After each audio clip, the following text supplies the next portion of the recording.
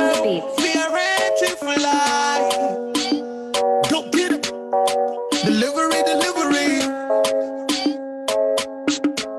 Go get it.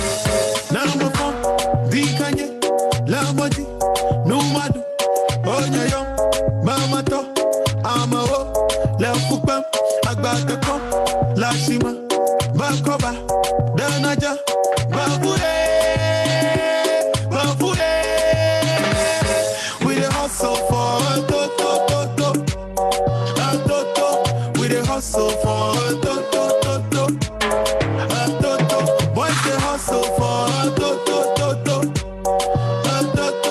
We the hustle for to. What we go do? Get them money no that. And we just search up every corner every day. Wow. Hustle not easy, not for them I run. It don't be easy on the blazing sun. Boys know they ho, we for make dough. God for bless we, oh hey. God for bless we, make we stop the hustle, oh. For to. We the hustle for to. Boys the hustle for to. We the hustle for to. Mahama they hustle for to. Another they hustle for to. Bolare they hustle for to. Ibrahim they hustle for to. Go get him. Go get him.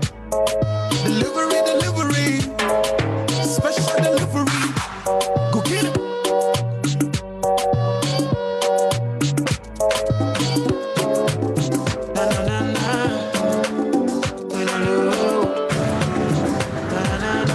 Let's go now.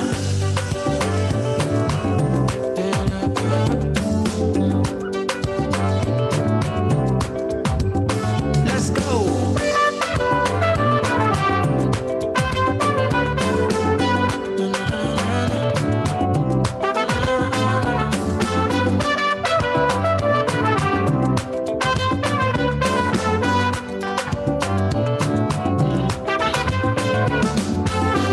Spiritually, physically, you got my love than anybody. Anybody, you got my love, oh. Emotionally, psychologically, you got my heart than anybody, yeah. Anybody, you got my heart, oh. Spiritually, physically, you got my love than anybody, yeah. Anybody, you got my love, oh. Emotionally, psychologically, I got my heart on anybody, yeah. Anybody, you got my heart, oh. If you treat me like your brother, I gotta treat you like my sister. Respect me like your father, and I gotta love you like my mother. Treat me like your brother, and I gotta treat you like my sister.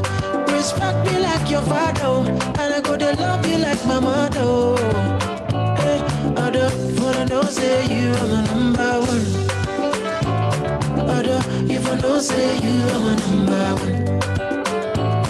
Other, if I know say you are my number one. Other, if I know say you are my number one.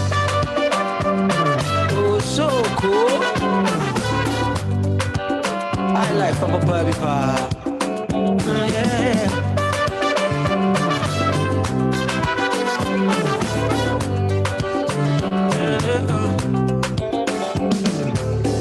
I see you in my dreams, every night and day, everywhere I go. You be the tattoo for my skin, for my body and soul, you be you control. Tell me the reason for leaving, if it no be you, hey girl, I go feel low. Yeah, if it no be you, girl. If you treat me like your brother, I gotta treat you like my sister. Respect me like your father, and I gotta love you like my mother. Treat me like your brother, and I gotta treat you like my sister. Respect me like your father, and I gotta love you like my mother. Hey, other people don't say you are my number one. Other people don't say you are my number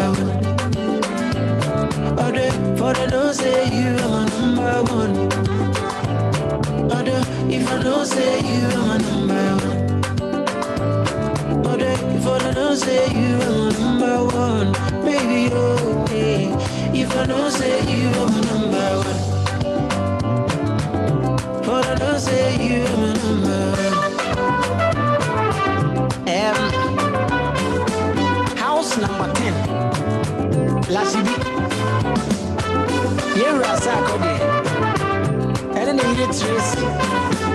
One from Joe and I say, the man, never, sugar, never, sugar.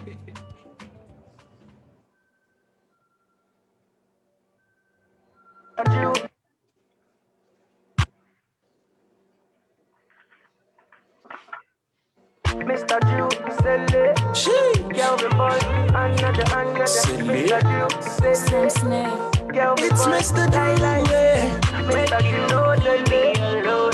Make you know leave me alone. Make you know leave me alone. Alone. Baby, where to? Everything be time, Baba God the work go. This life no be race, so intimidate buyer, don't be stressed, oh baby.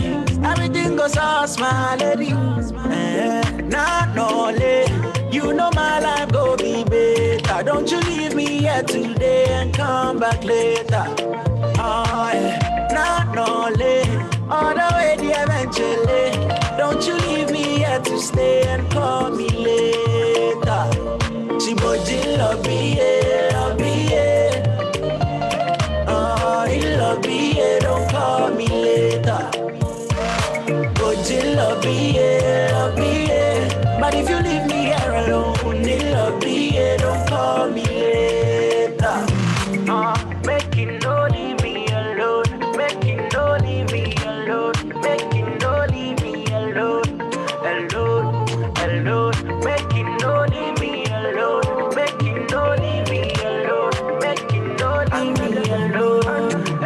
Another well, girl, if you want to go, tell me make I know, but don't you come back home. Well, I thought you said you know they want my dough. Oh my baby mo, why you do me so? Well, come see, when I turn big man for the country. Make you know they try call me honey. I'm not gonna give you one city, baby, but if you go there, I go there. No be today, where they pray to make you my baby. Oh, I don't be my baby. Still no feeling me. She love me, oh baby.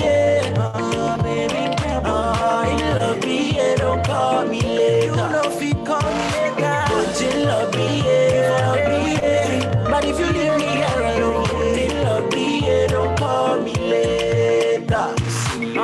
Make you know leave me alone. Make you know leave me alone. Make you know leave me alone. Make you know leave me alone. You want to leave me alone. Make you know they tear my heart.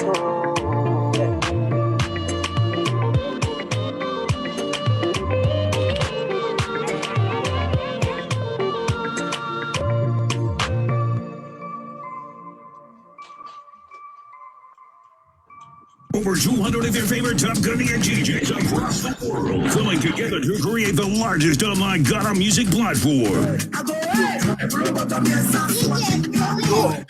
This is how we do each and every time. Blackstar DJs worldwide. Blackstar DJs worldwide.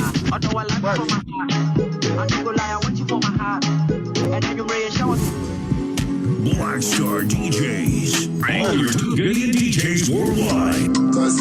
That's right, shut on the background. Ghana song for worldwide. Let's go. Follow the Blackstar DJs movement on Facebook and Instagram. Blackstar DJs worldwide. Visit our website now to book Top Gunny and DJs for your next events. At www.blackstardjs.com. Let's go, Ghana. Over 200. Yes. Are we live? Yes. Okay. Yes. Ladies and gentlemen, once again, welcome to another episode of the Spotlight Show brought to you by Blackstar DJs. My name is Kudjo, known as DJ Kweks. I'm going to be your host today alongside DJ Kudjo and DJ Bigjoe, based in London. Where are you guys? Wave to the people so they can see you. Hello, people. As you guys know, the Spotlight Show is all about putting Ghana music and taking Ghana music global. And one of the ways we do it is by showcasing Ghanaian talent. And so today we have a very, very, very special guest making a lot of noise lately in Ghana, all over the US, over the internet, everywhere. None other than the one and only DJ Fisho. Fisho, are you there? Hey, yes. Right. We have the man himself in the house. Yeah, it's good to be here. Good to spend a lovely Saturday with you and not focusing on what to play, but rather just having a conversation. Having a nice conversation, right? Yeah, exactly. Yeah. So people get to see a different side of Fisho today. Definitely.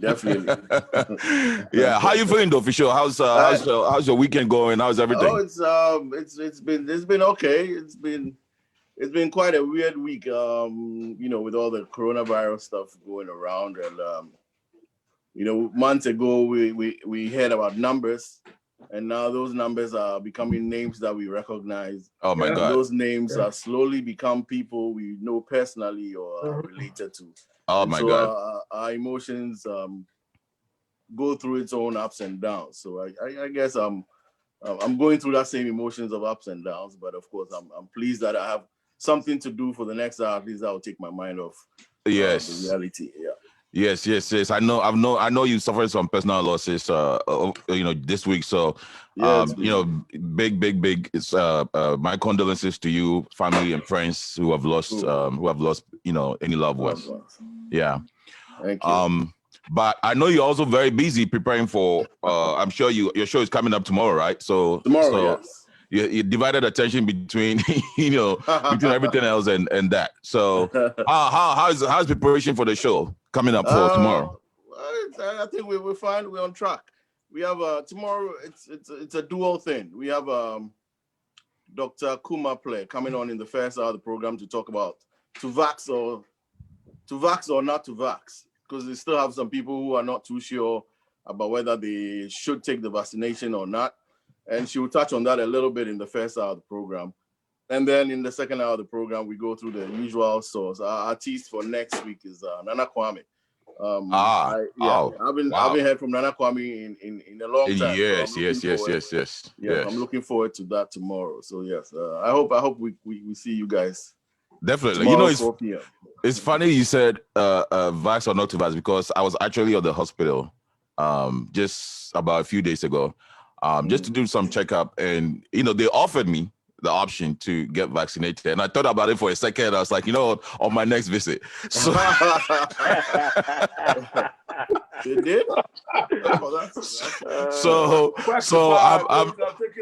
I'm I know. So I'll be the first person to tune in your show tomorrow. Yeah. And I know there are a lot of people who've had that as well. Not too sure whether they should take it or not. Yeah. But I think I'm ready to roll. Okay. Very nice. Well, for sure, we are very, very honored to have you on the spotlight. But I got to tell you this though, I've had beef with you, for sure. You don't know, but I've had it in my heart. So let me tell you this story quick before we get into it, right? Okay. So as you know, I'm also a DJ, right? And I became a DJ recently, and everywhere I will be playing, whether it's New Jersey, whether it's DC, whether it's it doesn't matter what the state, there was bound to be one person who will come and say, "Man, do you know Fisho? Man, when you go back, tell him." I'm like, and then at some point somebody thought I was Fisho, and at some point somebody said, "You play like Fisho," and I'm like, "Who the hell is this Fisho guy?"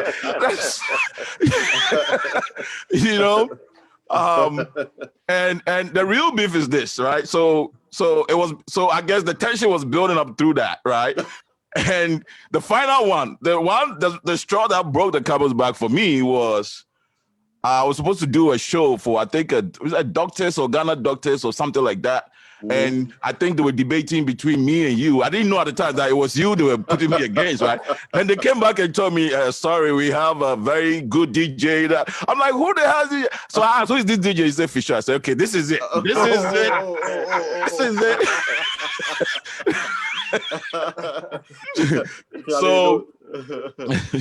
So it's great. It's great. On one hand, I say it's great that you know, you I don't know how you do it, but you've managed to be plugged into different networks.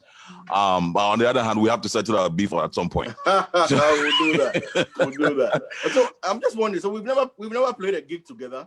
I don't think so. I think we've met a few times. Yeah. I think you've been either I've been at your event or you've been at my event. Other way around. Yeah. Other way around, but not as a joint thing. Man, so maybe that's how we can settle the beef. Yeah. I have to chip in here. So. Yeah. Let me just chip in quickly here, Kweks. Joe, this is DJ Kudjo from Fat Records. I have played with you many years ago. Oh, really? In the 98 at Legon Hall. Oh, okay. One of those, yeah, of course. Yeah. During those all week celebrations. All week celebrations. Yeah. So yeah, for sure, you were coming on. I was doing the sound system and everything, Fat Records in those days. Oh, yeah. So, yeah, of course. Oh, yeah. Oh, yeah. Yeah. Whoa, I've been seeing you forever. Oh, cool. Yeah. Where are you? I'm in the UK right now, somewhere in Kent. So, oh, okay. Oh, yeah. Wow. Yeah. We're back. Yeah, of course. Yeah. Yeah. So you're in good company. Yeah. I mean, it's even on this call. It's crazy how you have history with everybody. Fisho has history with everybody. It's ridiculous. But anyway, so I mean, you can't be mad at that. You've been working. You know, you didn't just start this. You've been doing it all the way back in Ghana. So now that we have you here, I know a lot of people see you playing all the time. You know, giving them great entertainment and all that. But people don't really know how you built all the way to this point. And so, you know, to get started, I want us to get into your journey. How did you get into the DJing stuff? Where did it all start for you? And, you know, I guess how has the journey been all the way till now? Man, it's you know, I've always thought it was an easy question to answer until you just asked. How did it start? I don't even know. Well, of course, I like music ages ago. I started liking music from growing up, but for a very long time, all I listened to was reggae, hardcore reggae. I didn't know anything about R&B. I wasn't interested in that. I was interested in high life. It was strictly reggae. And when I say reggae, I don't mean dancehall. It was Wailing Souls, Itals, Burning Spear, Tosh, Mali. That was my first love because of my neighbors. I grew up on Legon campus. My neighbors were the Nukuyets. There were 5 brothers. You know, a lot of people say, oh, they know about this from their older brother. I didn't. I was the firstborn. So my love for music came from my neighbors, and it was strictly reggae. And then through secondary school, I started recording reggae, just still reggae on cassettes. But I was very, very particular about my cassettes. I got into the habit of labeling my thing properly, putting it down. So I buy my TDK, I'll save up back some TDK cassettes, record wherever I could record from radio or anything, save it. And then later in 6th form when I went to Presec, there was this spot in Accra called Achimota Sounds. And Achimota Sounds was strictly reggae. So I would go to Achimota Sounds with my CDs or with my cassettes, and I'll record professionally. Then I'll buy some meat pie and, you know, refresh or some chocolate drink. Come and sit in the studio and just listen to reggae non-stop. Wow. So then I built a collection of cassettes. And in 6th form, for some reason, all the people in my house like reggae. So then my auntie had come from New York and bought me a JVC boombox. Oh, wow. It was a dual player. So then I'll play on one side and record on another side. I do your selections for you and I charge you a little fee. So it was a business. So maybe I think it was the business aspect of it that I enjoyed. Then National Service Time. There was this guy in Commonwealth Hall, Legon. I didn't start at the university then, but he was in Legon called DJ Atai. So this is 1990 or 91. And Atai was having a jam. There was a jam on campus in Legon Hall, Premier Palace. I can't remember what the name was, but it was so well advertised. I knew everybody was going there. So I went to Commonwealth Hall. I saw Atai and I told him, Charlie, I mean, I like doing this stuff, but all I play is reggae. One day, who knows, I might learn how to play music on this. And Atai says, no. I mean, he had a mixer in his room. And he showed me what channel 1 was and what channel 2 was. So I learned how to mix stuff. Very important. Then he said, hey, you know something, Charlie, the jam, people won't come till 9 o'clock. So you come and play from 7 to 9. I said, are you kidding me? There's no way I can do that. He said, no, come play from 7 to 9. And I said, all I know is reggae. He says, yeah, so what's your problem? So I go to Legon Hall, I get behind the equipment, I play only reggae from 7 to 9 p.m. Now, you know boys who don't have girlfriends, all they listen to is reggae.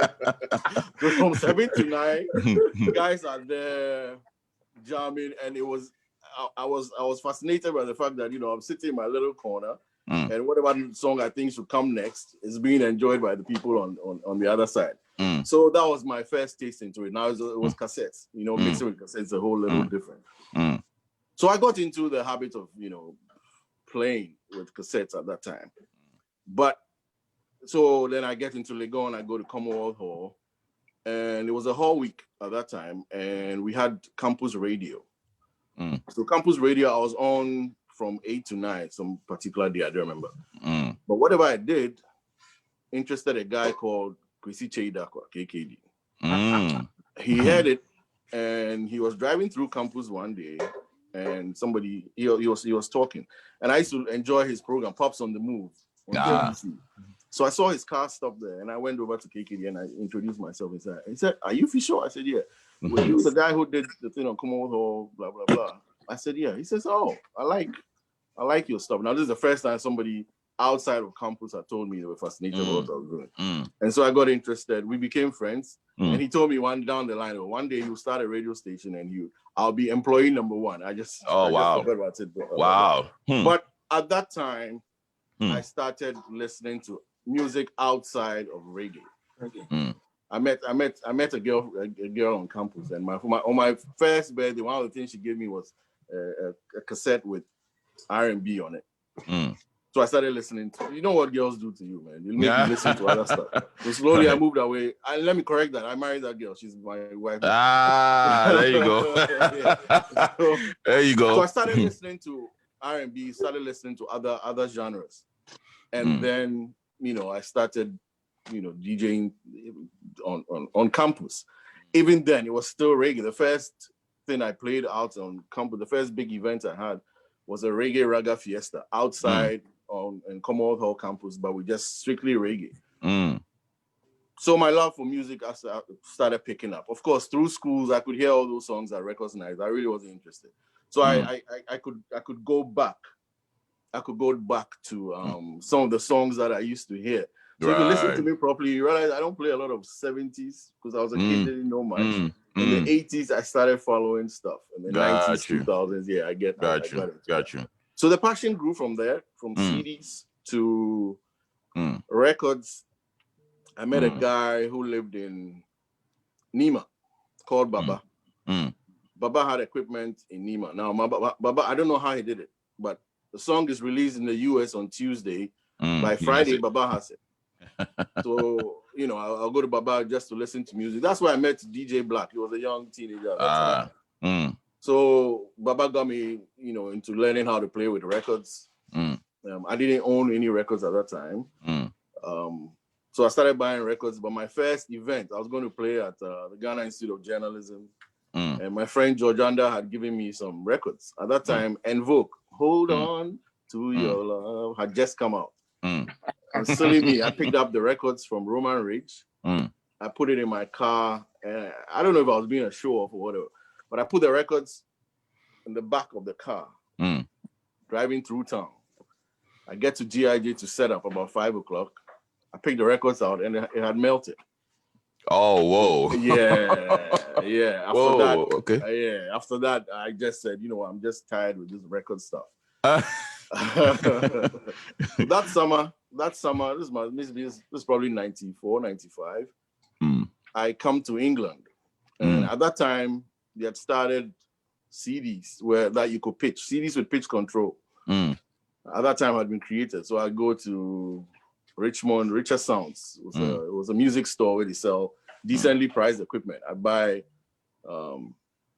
I use all my money to buy DJ equipment. I come back to Ghana and DJ. all the first to get, CD players with pitch control and learned how to use it. But basically, that was it. It was love for listening to reggae, moving to campus, listening to all types of genres, getting fascinated with it. But Atayi was the one who started, to teach me how to mix stuff.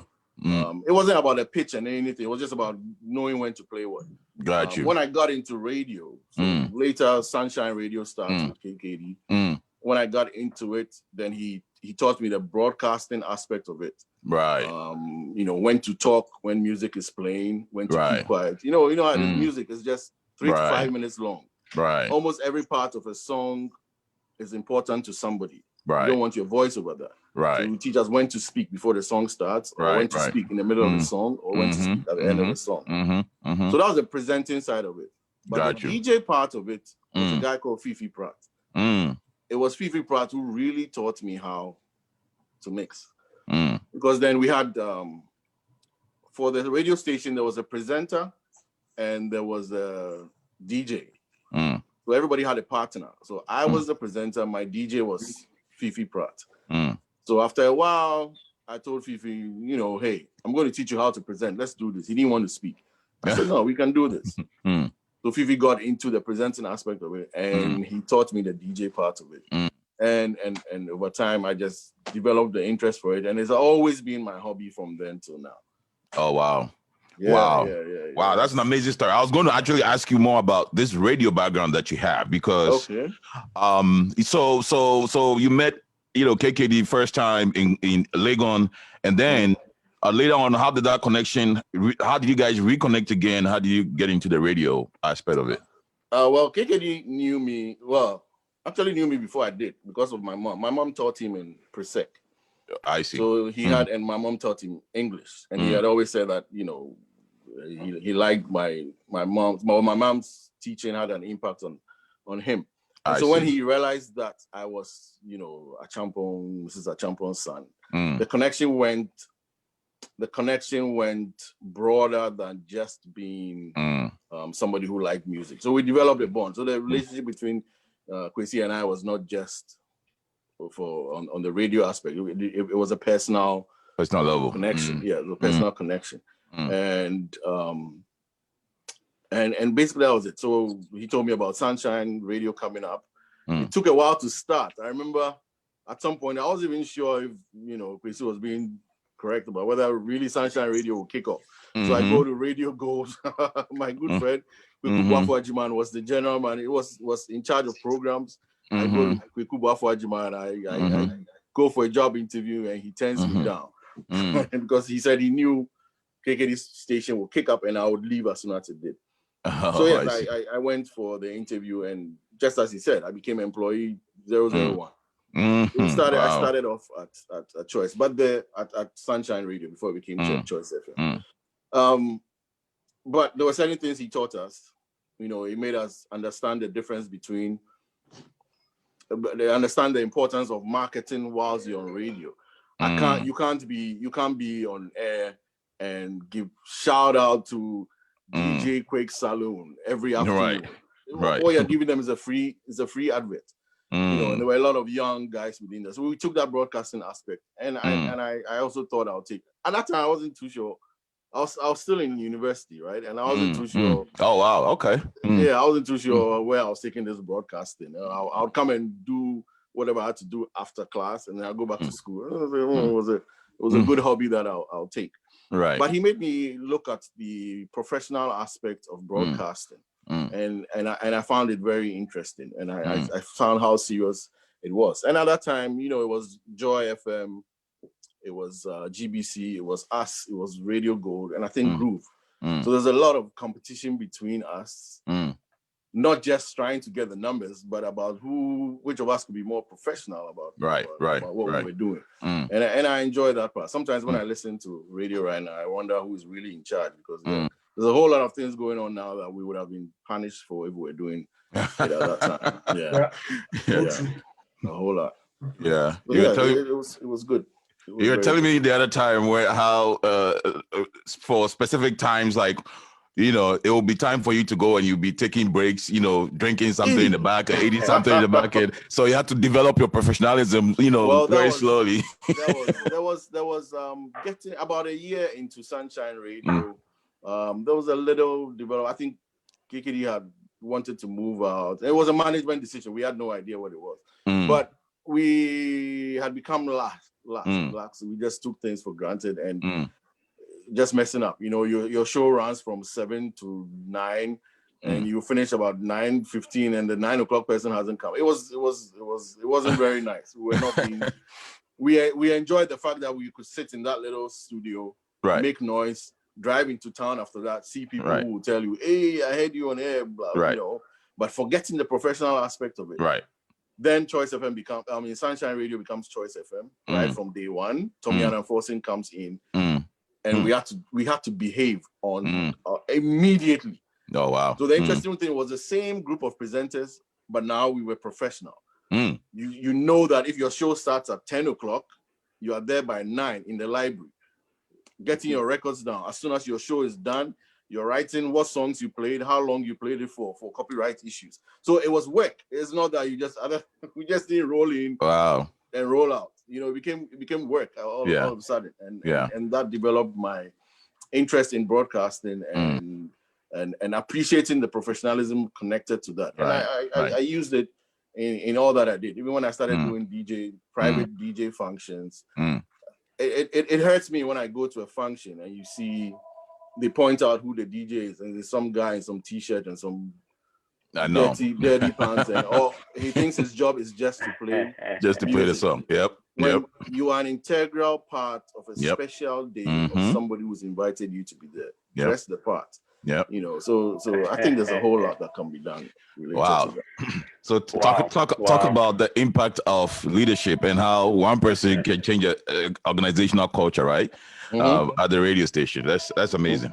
Well, I want to say quickly, big shout out to everybody that's tuned in, that's watching us. Again, we're on the Spotlight Show with DJ Fisho, the man behind the big virtual party MQF. But we want to check with Bigjoe real quick if there are anybody saying any questions on social media right now. Okay, lovely people. Thank you once again, Fisho, for taking the time to speak to us. You're tuning to Spotlight Show, Blackstar DJs Worldwide. Just a quick one. Let me go straight to Facebook to give a shout out to people tuning. Unfortunately, the Facebook I'm looking at people only if you send a message. That's when I will probably give you a shout out. I know that there's quite a lot of people tuning, quite a lot. You know, I'm really, really amazed. And I'm impressed. Like, for sure, you got the numbers, man. Well done. Okay. And just like to say a big shout out to the man like DJ, our own DJ, Mike Afrojam. Big shout out to you. You're clapping, and it looks like you're really enjoying the show. Big shout out to you. Also, big shout out to Love It Show. That's a real name. Yeah, also, Love is out of Miami, Florida. That's cool. I see. A big shout out to also Joe T, Sophia, Andy Marcelli. And also Magdalington. I believe to show you know Magdalington, obviously. Yeah. Magdalington is also tuning. Also, big shout out to Andy Nicholas Abeku Apia also tuning. Hey, now so I talk about Sunshine Radio. Our marketing manager was Abeku Apia. Big shout out to Abeku right there. There's a lot I can say now put Abeku, but I'll leave it alone. Oh, nice one. I think Kweku Bedu also has joined in also. Oh my goodness. Yeah. That's the worst person on the show. Maya.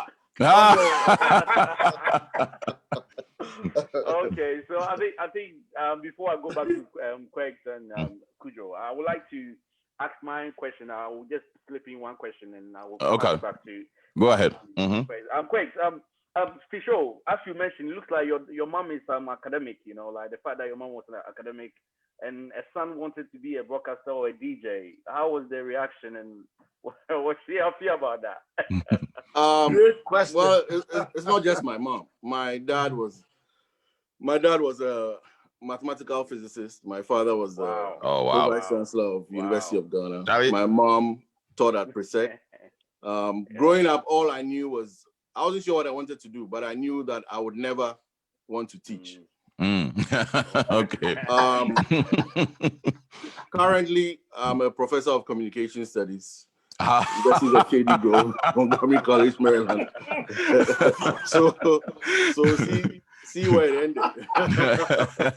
So I am an academician myself. The DJ stuff is my hobby that I've carried for a very long time. And I tell people, there was one afternoon, one evening, you know, I go to, there's a club in DC, 18th and M.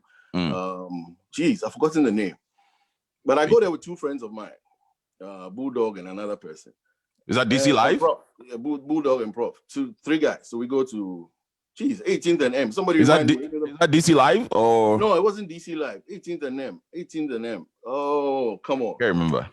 Those listening on Facebook, Leslie, Paul. You know yeah. So I get there, we're about to pay our fees, and then somebody screams, "Oh my God, Professor Champo!" Oh, really? One of my students, George Mason, and he screams his head up, "What are you doing here?" I said, my God. What do you mean? You think your professors don't jam? Get out. The good part of it was his cousin's club, and he was the guy at the gate. So we walked in free, and you know, drinks were free that day. So you know, being a professor has his advantages. So. Right. Right. Yeah. So I don't know. My parents never had any qualms or any problems with whatever I did. It was like I said, it was my passion. I enjoyed doing it. I'm sure left my father, I'll be doing something related to math and science. Math and science. I guess I can find when you're looking for your beats per minute, right? Exactly. That's math. Exactly. Exactly. There's a science behind mixing where you're tapping your feet or your your jaw, whatever it is. So that's the science of it. Yeah, it's funny you say that. I'm always doing math behind the set. Yeah. Especially when the BPMs are like twice, you know. Exactly. Right. But so for sure, it seems like you're doing pretty well in Ghana. You're on radio, you're with KKD, you had the right network and everything. Why did you decide to move to the US? When did you move and why? So I was with Choice 1998. And then there's a company that got the franchise to do the Miss Universe pageant. And so I was contacted to host that function back in 98. So we covered, Greater Accra, Kumasi, did all the regional stuff. Did the nationals in Accra in, I can't remember whether it was late 98 or early 1999. Then the competition was held in, the worldwide competition was held in Trinidad and Tobago in the summer of 1999. At that time, NBC and the Trump organization owned the Miss Universe pageant. Miss Universe, right. Yes, and the Trump organization needed somebody who would cover for Africa. So I was invited, came along with the... Hey, you work for Trump? Queen. Organization at that time. So I came in. So before this Trump. When every hip hop song was praising Trump. Yeah, at that time. So I came with them. I don't know. I can't remember, April or May 1999. Came to the US, went to Trinidad to cover the pageant, and I took a vacation here for about 3 weeks, and then went back to Ghana. When I went back, I suddenly felt I could do a little more related to academics, so I wanted to come do my master's. I see. Here, already, I had a school in England, but at that moment, my wife had also just gotten into law school here in the US. I see. And I just thought, somebody being in England, she being here, all that up and down was just fine. So I said, okay, you just go. If they have a good communications program there, I would like to do that. And so I came back to Ghana, wrote my GRE exams, got the results, applied, got admission, and then I asked for permission from Choice to leave. It was, I've worked in various industries. It was probably the most difficult want to leave because I felt I'd been a part of it right from the beginning. But they were very nice to me. You know what they gave to me when I was leaving Choice FM? What? They bought me a first class ticket to come here. My ticket from Accra to here was given to me by the station. Yeah, and it wasn't business class. Yeah, that was their gift from the station. I'm always grateful to Fedowari and all the guys for doing very that. Nice. Yeah, but I gave them all my. I was coming to the US. I had no idea that I'll be doing music DJing stuff again. So I gave them all my CD collection. And if I tell you how many CDs I had at that time, I think I brought just about 10 CDs with me. Bob Marley Legend, which I'll carry everywhere I go. Michael Jackson Thriller. I just always said that if I was stuck somewhere, that's one album I want to carry. Joe, All That I Am. That's man, those are some big CDs right there. Yep. Reggie Rockstone's Rockstone's first album. I carried that as well. I took one of my Kudjo and DJ. There were 10 CDs. I just went through methodically to see which ones I'll take. And those were part of the 10 CDs that I brought. Everything else I gave to Choice. So I mean, I had zero ideas that when I was in the US I'll be doing this thing all over again. Why do I feel like the academics was an excuse? The real reason was because your wife was here. Because that's true. Because a friend of mine told me, he's like, look, men don't leave good stuff behind unless there's a woman they're going to. So I could have stayed though, Charlie, but I'm some big boy somewhere. Listen, you see, when you follow a good woman, you become bigger. So that was it. So that was 99 was when I left, and I thought I'll be here for 2 years and go back, and it's taking a whole different toll. Yeah. So clearly, you've kind of maintained some of your network, if not all of them, from the radio days. So, how much impact do you think radio has had on your career in general? And the thing is, a lot of people don't realize that, before this Zoom success that you have right now, I said Zoom, the virtual success that you have right now, right? You were very popular in a lot of networks, right? And like I attested to it, myself, right? You were almost every time overbooked. Sometimes I felt like you were even finding DJs to pass on some of your gigs to and all of that. So yes, you didn't think you're going to get into the DJing, but you still got very busy. So how did all of that carry over? And do you think the radio had a big impact with, you being able to build and maintain that network? It probably did. I mean, so I'll come back to 1999. I come here, go to grad school through 2002. I don't think I DJ'd once for an African students organization stuff. Just bought some stuff and DJ'd, and then I planned to buy the equipment, use it, and send it back. But after that evening, I thought, oh, Charlie, I haven't done this in a long while. Let me just keep it and play with it at home. So I did, but didn't DJ anybody's function, no events, nothing. So we moved to Maryland in 2002, summer of 2002, and catch up with one of my good friends, Jack Lord. Jack Lord was in Maryland, and one evening, Jack says, Charlie, let's go to Sahara. There's a function in Sahara. I didn't really want to go.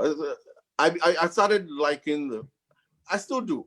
My favorite thing to do is to stay at home and watch TV, or stay at home and chat with family. So unless I really have to go out, I don't go. You don't go. Jack was like, Charlie, let's go. This is a party in Sahara. I said, okay, all right. So we go.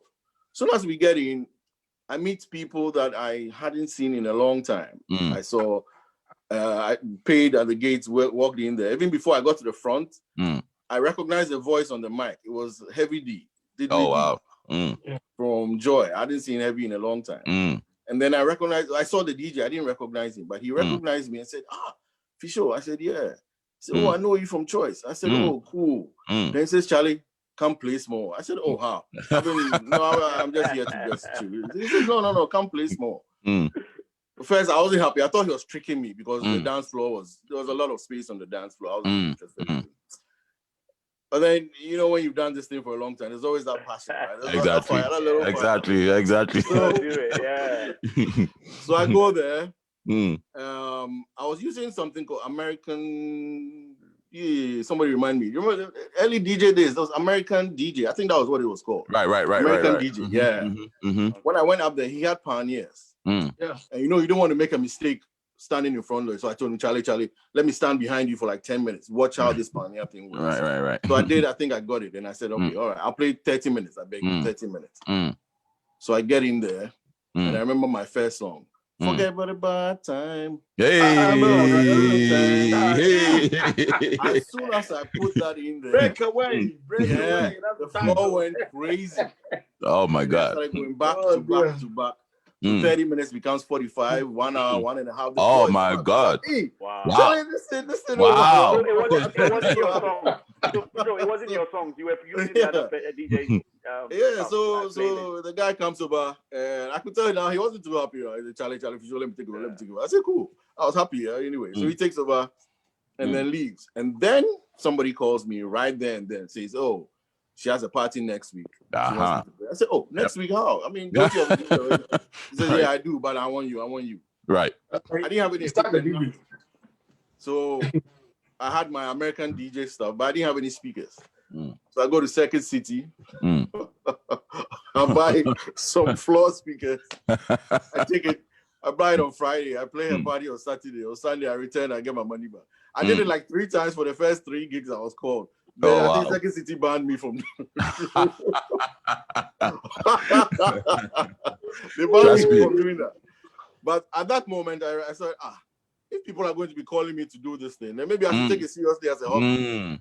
So I bought some professional JBL stuff. And then that's when the network thing came in.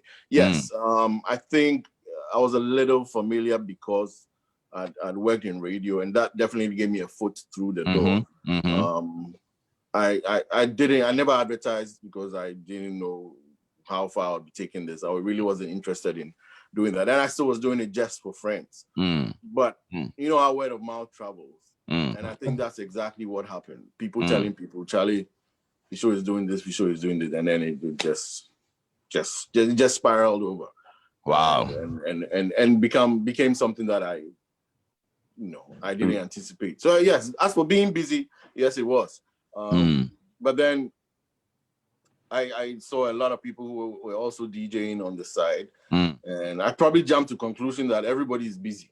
Yeah. But then you talk to a few people and they realize, they'll start telling you, Charlie, if you get some extra gigs, make a know. And then I'm like, really? Because sometimes I have events, I don't even know who to call. Right. I don't know who to call. So I thought that, instead of disappointing people, I can recommend other DJs around there to float. And that's why, when you called me earlier about the Blackstar DJ things, I was excited because sometimes, especially in the summer, you have so many events and I don't know who to call. And do all that. Yeah. So that's how it started. The early part of my Maryland days. That's how it started, and got into the private parties, private, events, and then I did a little bit of radio in the DC area back in 2000. I think from 2005 to 2008. Oh wow! Okay. As well. Yeah. Wow. That's. I hope a lot of the DJs on the thing are taking notes, because you are hitting on some key themes that I feel like Blackstar DJs. We need to be. You can't forget, right? So when you started, you talk about when you get into radio and how you built your professionalism, how you built your presentation skills, right? And then now you're talking about talent. I mean that thing that just happened in that club. I mean that's pure. That's talent. I mean. And just understanding the taste of the people that is listening to you, and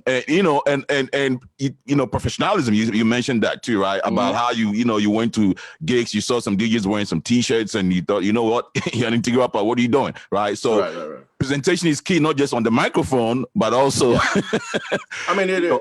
People, it's not. I mean, people call you to play at their weddings. People call you to play at their parties.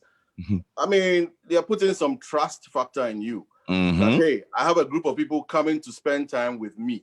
I want them to have a good time. Yes. I'm giving them food and drink. But the music I want them to listen to, I want you to decide what I want them to play. Yeah. And then you come there in a t-shirt and jeans. And what kind of life is that? Yeah. I talk to them, find out who the audience are, what the dress code is like, what the colors are like, and be part of it. I mean, it's a production, it's not.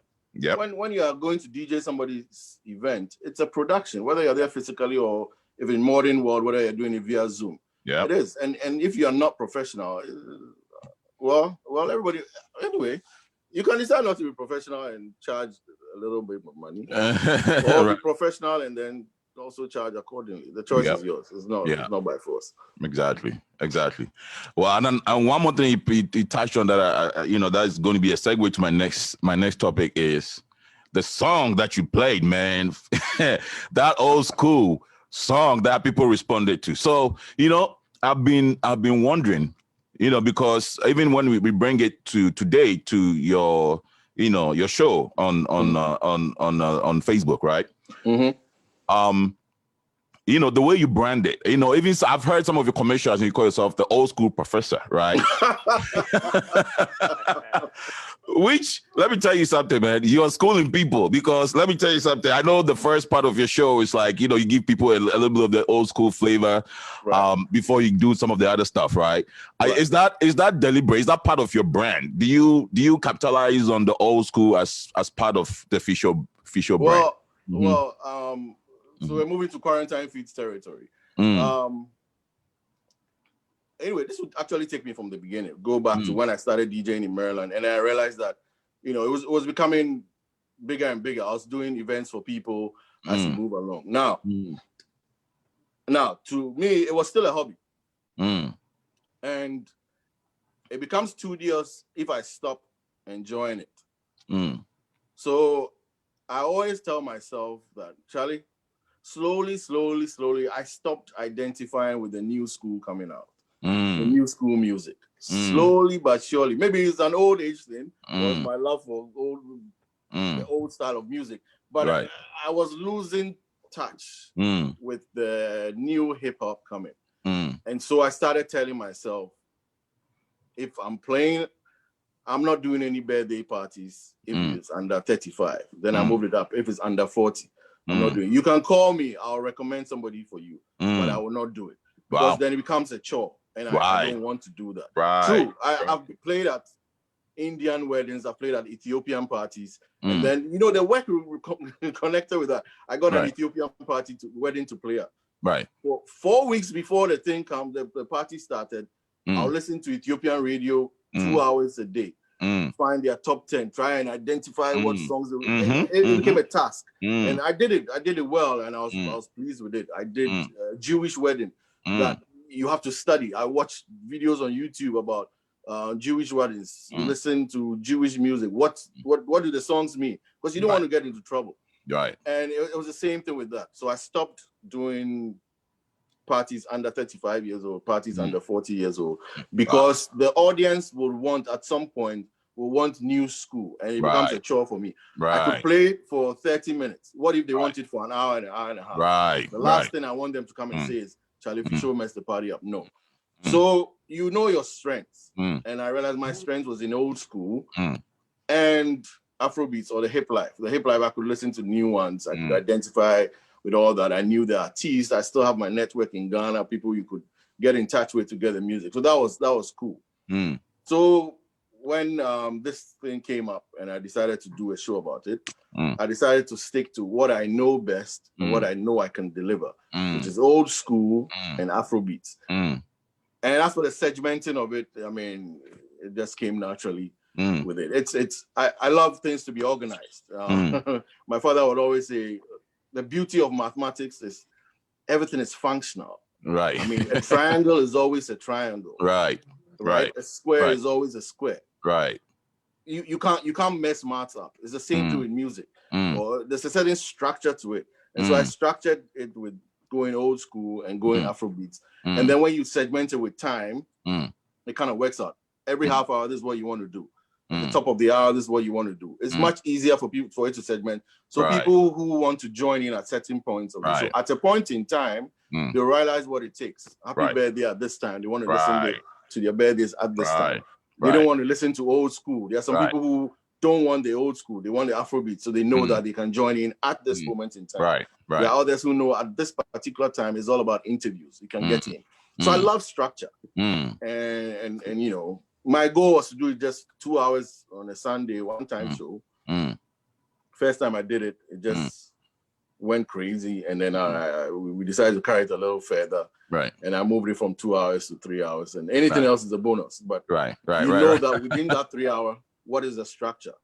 And then the team gets together, helps me to put it together. That's what I like. Very interesting. Before we'll get more into MQF, but you touched on something that I want to re-emphasize with the structure team, but also playing on your strength as a DJ, right? So we've had, you know, the Spotlight Show, we've had a lot of discussions around what makes a great DJ, right? What makes a great DJ? And one of the things that has come up that we've debated on has been whether a DJ should be ready, flexible enough to play and ready to play for all kinds of audiences and play all genres, or is it also good to be able to just find your niche and play on your strength that you're good at, and this way you become a master at that? You know, it seems to me like you're leaning towards finding your niche and playing on your strength. What is your take on that? I know you've mentioned that, but just general. I think your age determines the answer. I'm 50. That's a good one, though. That's a good one. That's a good one. I'm going to learn it anyway. That's a very good answer. Very good one. When I started,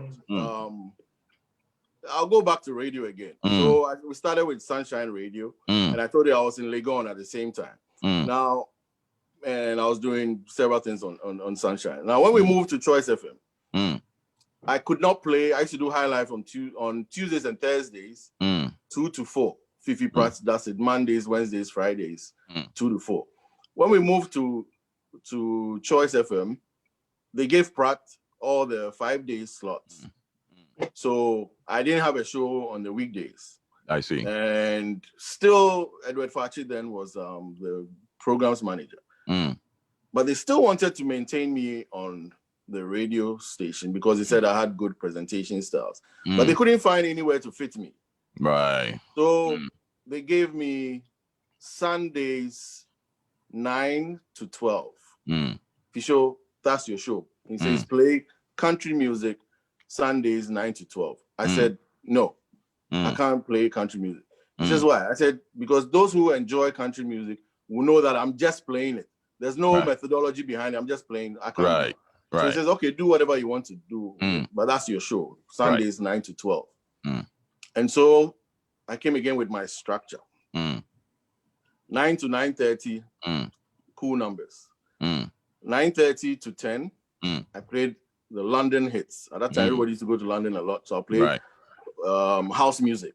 10 to 11, I did R&B and hip hop. 11 to 12, I did High Life. And I called the program Brunch on Choice. And I don't know if Abeku or any of the Choice boys are still on, but Abeku, if you type it out on Facebook and let them know that after a while, that became our top program on Choice FM, man.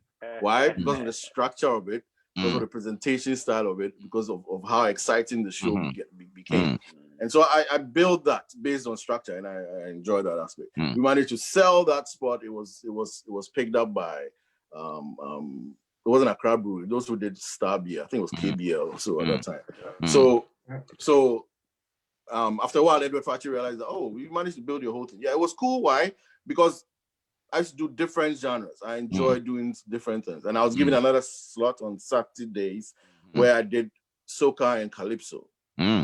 Interesting. So I enjoyed that aspect of it. So I was diversified. At that time, I could play anything. Now, no, I'll stick to what I know. So my answer will be, it depends on how young you are. You're ready to take the risk. You're ready to face the world. Yes, you can spread out. You can branch out. But for now, I'll just do what I am good at. And if I have to, like I said, it was an Ethiopian wedding and they wanted me to play. They had been to a function. They wanted me to play. So I decided, look, I would have to do some Ethiopian stuff. I did my research, do well. Jewish weddings twice. Done my research. You know how I got in that Jewish wedding? I was playing at a function. I was playing at a function in DC. Bose had just come out with these new speakers, these cylindrical speakers. They call right. L1s, yeah. Yes, spent some good money on those L1 speakers. Yeah. And I wanted to use those L1s because my back started to hurt me with all the heavy stuff. Got you. So I used those L1 speakers at the function at the Marriott in DC. Then I see these guys walking up and down watching. I thought, okay, maybe they had a function. The wedding was from 2 to 5. I thought maybe their wedding was right after, so they wanted, this thing to wrap up quickly. Anyway, 5 o'clock comes, the function ends, and I'm packing up my equipment. Just pick up the L1, drop it in your bag, behind your back, you're walking out. And then this couple come to me. It's like, hey, you're the DJ for the function? I said, yes. Says, do you play Jewish weddings? I said, nah, I've never done Jewish wedding before. He says, well, we want you to play at my daughter's function. I said, me? Yeah, you don't know me. I mean, he says, yeah, but we like your equipment. Right. I said, really? So because of this? He said, yeah. I said, okay, we had a discussion, and then I had to go through understanding what the whole Jewish thing was. It was fun, but it was a lot of work. Yeah. So it was cool. I added that to my collection of music. I understood all that.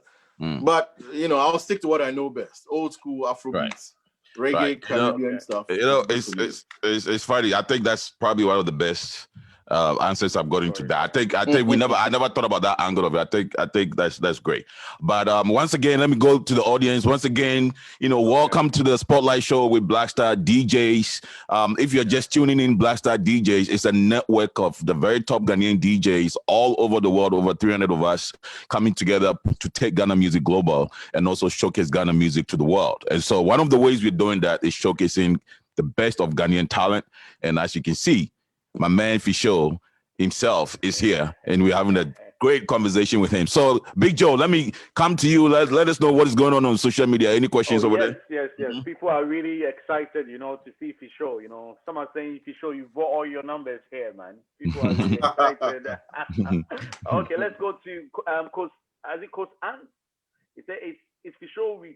She says, I think probably a lady. I'm not too sure, but she's saying that in Fisho we trust. That's what she said. Yeah. And also, I would like to say, also Charlene Efua Piaz, Fisho played at my 40th,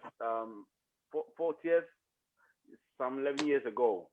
Efua. Yeah. He said it was late. Saying that it was really late on that day. I think you did well, Fisho. I think mostly that's what I will go for. There's so many questions that so many comments that I can't read everything. So I'm just still going through. Probably if I get very serious questions, I will ask. Okay. I'll ask it. But I will ask my personal question. I wanted to ask. Okay. Fisho, so Fisho, let's talk about you being I would say you are a definition of a successful DJ. So because you are very successful when it comes to DJing, you've done so many gigs. My question to you is can you say that you can be a full-time DJ without doing any other job, not doing anything else and being a full-time? Can you really survive with that when it comes to the financial aspect of DJing? Can you advise us, or can you actually say that at this particular moment you can stop whatever you're doing and just concentrate 100% on DJing and be okay? If your target audience is mainly the Ghanaian audience, you probably cannot. Okay. Because they don't. It becomes, well. Then again, it depends on your standard of living. But generally, it's a little harder charging or letting people know how much you want to charge within this particular moment, and so that makes it a little bit difficult doing it full time. But full time means a little bit more than just DJing for other people. You can branch out, and that's what I would say. If there's somebody who wanted to do it full time, right? You have the DJ aspects where you're playing at people's functions over the weekends. But then there's a whole lot more to that. Equipment rental, you can own that and then do equipment rental. You can go through the management aspect of it, having other DJs around you where you sending them to different functions where you are in control of all that. You can do that. Teaching other people how to DJ will be another aspect of it. So it's not, the function is not just playing music from you out there. The concept is to spread out horizontally, right? And then you can make it work that way. Yeah. As to how much, I don't know. I mean, I know that. Oh, come on! There's this DJ in Vegas. I went to his function once, small house party and all that. But I was looking. I mean, he makes about $1.7 million a year. Oh wow! On DJing. Wow. Now, I don't know. Maybe you're around that. Is he Ghanaian? Is he Ghanaian? Oh, heck no. Okay. No, far from it. No, far from it. But if we can branch out, playing for Black Eyed Peas or anything of that nature, yeah, that would be huge. Yeah. The biggest person I've played for is Mayway. And I was just wondering if I was Mayway's DJ for his road trips, that would be a whole different ballgame. But right. Did a Mayway function once in Geneva for somebody's 50th birthday party, and that was it's a whole different concept. Right, absolutely. Cool. Okay. All right. So let's bring it to today. You learned a lot about how you started your journey. Some of the lessons you picked up all the way to now. Now I want to focus on the big show. Music for your quarantine feet. That, I like the play on the music for your dancing feet back in the day. And so, Fisho, obviously, arguably the most successful, Ghanaian show virtually by far, right? I saw your numbers when you started. Today you see a lot of, obviously when the world became, virtualized, right? Right. Everybody was doing virtual shows, and since then, people are getting tired of the virtual events, and so a lot of shows that started are fading, but yours is still going very strong. And so, what I want to know is first of all, why did you start why do you feel the need to start the show? And what do you think is the secret to the success and how you sustained, how it's passed the test of time, so to speak, right? Music for your quarantine feet. So about 2 years ago, a friend of mine, Kofi Jakwe, approached me about this online radio stuff. He was branching out from another radio station and wanted us to do this online radio thing. And so we started, he had something called My Star Radio. And I said, all right, we'll join you on that one. I had a soccer program. We'll talk soccer on Fridays. And on Sundays, I played old school and afrobeats from 5 to 7. I think it was called Weekend Groove was what I called it. So I did that from 5 to 7 on My Star Radio for about 2 years running. Then in 2019, hey, my mind. 2019, that was the year of return time. So the year of return, I go to Ghana. I was, I had a few things to do. It was work, and work was busy. And I fell sick a few days before. I wasn't too well, but I had to go to Ghana because I had, 3 events to play on the 27th, 28th, 29th. And then coming back to the US on the 31st. So I leave here 26th. Wasn't feeling too well. I get to Ghana in the morning of the 27th. I played at Achimota School, 27th December.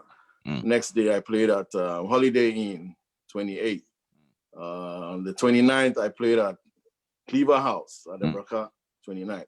So on the 30th, I was tired. I just decided to stay at home, relax, hang out with my mom, get a massage, just worn out because I was leaving the next day. So I went out in the evening. I said, okay, I think I'm a little strong. Let me just go hang out a little bit. Went to a party in Cantonment, ended up at Gold Coast in airport. Came home about 5 o'clock. 7 o'clock, I get a call. My mother had passed. Oh, she my wasn't goodness. sick. She wasn't sick, nothing. I mean, I was supposed to pick her up about 10 in the morning, go have brunch at African Regents, and then buy some stuff and get on my flight and come back. But she passed. She passed in the morning. Oh my God! So suddenly my whole program changed on 31st. I wanted to work fast to make sure at least I could get her in the mortuary before I flew back. I couldn't push my flights back because on the 2nd of January I had to fly to Idaho. I had working on a different project, so I had to be back. Managed to do that, and I got back here. Well, when I got back, I wasn't in the mood to play my program, and so I took a break from playing anything. The funeral was scheduled for March. I go back to Ghana in March. Left quickly. We left. The funeral was the last one before the shutdown. So got back when everything was shutting down, and I said, okay. My wife was like, Charlie, I think she wanted me to do something to kind of free up my mind. I see. So I said, okay, cool. So I tell Kofi, okay, I'm back on my Star Radio. I get on there, try to connect, and it wouldn't work. Back to back, every day I tried to connect to my Star Radio. Something was wrong. I changed my equipment, but that wasn't the problem. We worked on the software, still wasn't working. I said, forget it. I'm not going to do any of this anymore. It's not important. Then I see people playing on Facebook Live, a few functions, and I wasn't a fan of watching the DJ play on Facebook. No, I wasn't. I still was a radio guy. I would like to listen to my music. No need to see the DJ with all the antics. So I really was not in favor of doing that. Then my wife keeps on saying, hey, so you won't do this Facebook thing people are doing? I said, no, I'm not interested. Then I started getting messages from my friend, Kweku Bedu, you mentioned his name online, my MFR Hardcastle. He says, hey, Fisho, won't you try this? I said, nah. D-Labi, Charlie Fisho, get this thing going on. We are bored. Nah, not interested. Group of friends, I call them the Stalin group of friends, all on my neck. Lyrics, people, close friends. So then I watched somebody go live on Facebook. Actually, the funny thing is he wasn't DJing. He was just having a conversation, a friend of ours. And there were about 12 people on there, including me, who kind of enjoyed the conversation he was having with his son, sitting at home just chatting. So this must have been a Monday or Tuesday. So I just told my wife, you know what? I think this Sunday I'll go live too on Facebook. Let me try it out. So I just put it out there like, Sunday, I think I'll go live 5 to 7 p.m. And I said, it will be something for those of you at home who are all quarantined. Let's do this music for your quarantine feet. Right. So I put that out on Friday. And on Sunday, 5 o'clock, I went on live. No connections. It was just coming from my speaker directly into Facebook. It was crazy. My Facebook page was private, so it wasn't open for everybody. Right. But as soon as people start getting on. So within a few minutes, I had over 100 people. Ended up with 181 people. Oh, wow. And I did it for 2 hours. And, Nana Sapon comes in the middle of the show, starts dancing. We flip the screen aside. And it was just fun. So, I mean, but then people started texting and saying, make your page public so other people can watch. I didn't even know what the difference was between a private page and a public page. But I actually got more interested in the comments on Facebook than me playing, because it was like an old records night and people chatting, Charlie, I haven't seen you in a long time, what's going on? And that aspect of it. So I said, what the heck, I'll do it again for one more week. The second week, my sister-in-law gets involved. She's excited about it, she's passionate about it. We open it up with private and we get 230 people on there. Third week, 300 and something people on there. We decided to add the Zoom part of it. Of course, it was a private. It was not a professional account, so it cut off after 40 minutes. After 40 minutes, but people will get on there. Week 5, my friend Peter Kwabwa decides, hey, I have a business Zoom account. We can use it for your show. Then again, my styling people like Charlie Fisho, we can help you get an artist on the show for next week. Let's make it fun. I said, oh, how? I mean, artists who want to be on this. He said, no, Charlie, people like your show. The numbers are good. Let's get this. Let's work on it. Let's get Samini on. So we get in touch with Samini. He's like, Charlie, I'm cool. Let's do this. Wow. Sunday we get Samini on, 500 people.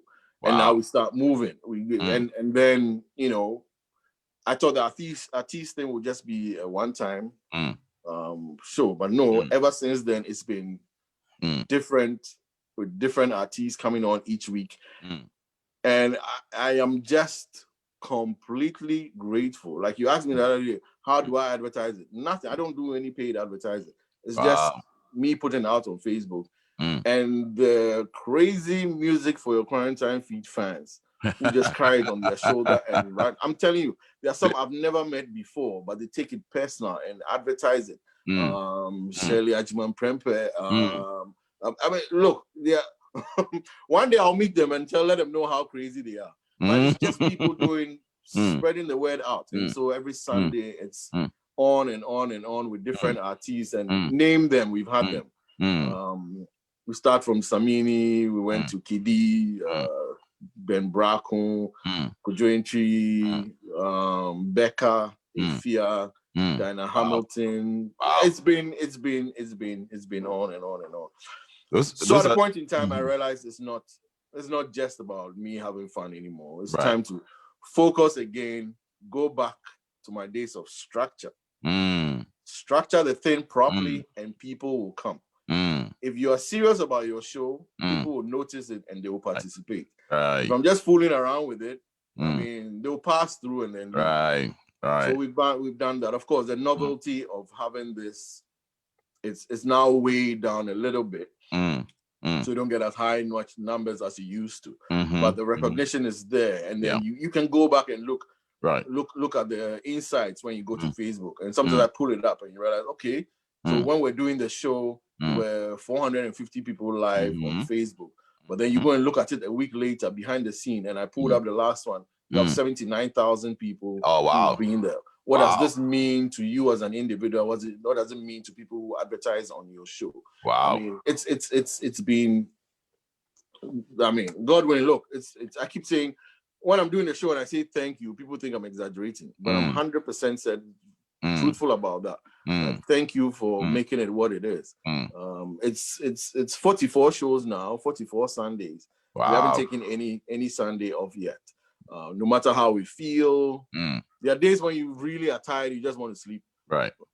But you know that there's somebody out there who's looking forward to it, and so we do that. And I've received a lot of messages from people who interpret the show in a way that I did not expect at all. I did not anticipate that it means a whole lot to them than just listening to music. And so I've become extremely grateful about that. And the impact of people behind the scenes helping me put this up has been something that I would always be grateful about. Wow. And I've seen that you also have the launch a non-profit aspect of it, where you're able to. Yeah, that started from week number 1, and I had nothing to do with it again. So I'm doing the show, and suddenly I get Cash App, something through my Cash App. So, now that I'm thinking about it, the person knew what my Cash App now, because I didn't put it up. So I get Cash App, notice that, of course, I'm focusing on the music. And then I get another notification, Cash App. And then I thought it was, somebody who did not come to my mom's funeral, sending me a little something on the side. Right. So I'm playing a song that's a little long, so I had time to look at my phone. So I look at my phone, and it's $50. Thank you for the music. And then I burst out laughing. Thank you for the one. Minimum, I'm rather enjoying this event, so that first day I get like $240 from doing the show. Wow. So I'm done after 2 hours. I'm sitting here, I'm laughing. I'm telling my wife that, you know what, people send me $240 for this thing. My kids are sitting not far away. They're excited. Oh, we can get ice cream. I said, yeah. Let's go get some ice cream. Then my wife is like, the 240 gra, it's okay. And I said, is it Chenkro for? Is it Chenkro for now or COVID for now? Yeah. That would help out. So I said, oh, okay, you know what? Charlie, let's order some gloves and some, some food for the hospitals around the area. I mean, that would help. I live close to the Laurel Hospital. If I can protect them, I'll be protecting myself invariably. Right. So now, don't get me wrong. I still took out money to buy ice cream for the kids. But we took some of that money to order gloves, and I think at that time it was sanitizers for the hospital. And the next week it started again. A lot of people on there, people who sent 10, 20, 30, 40, 50. Hey, another 400. We're like, okay. Oh, wow. Charlie, now, if people are going to be doing this, Charlie, we would use this to support the hospital. So it's either buying them food, buying them either breakfast, lunch, dinner. There's some workers who come early in the morning, some who come in the afternoon. So we started focusing on food in the hospitals in this area.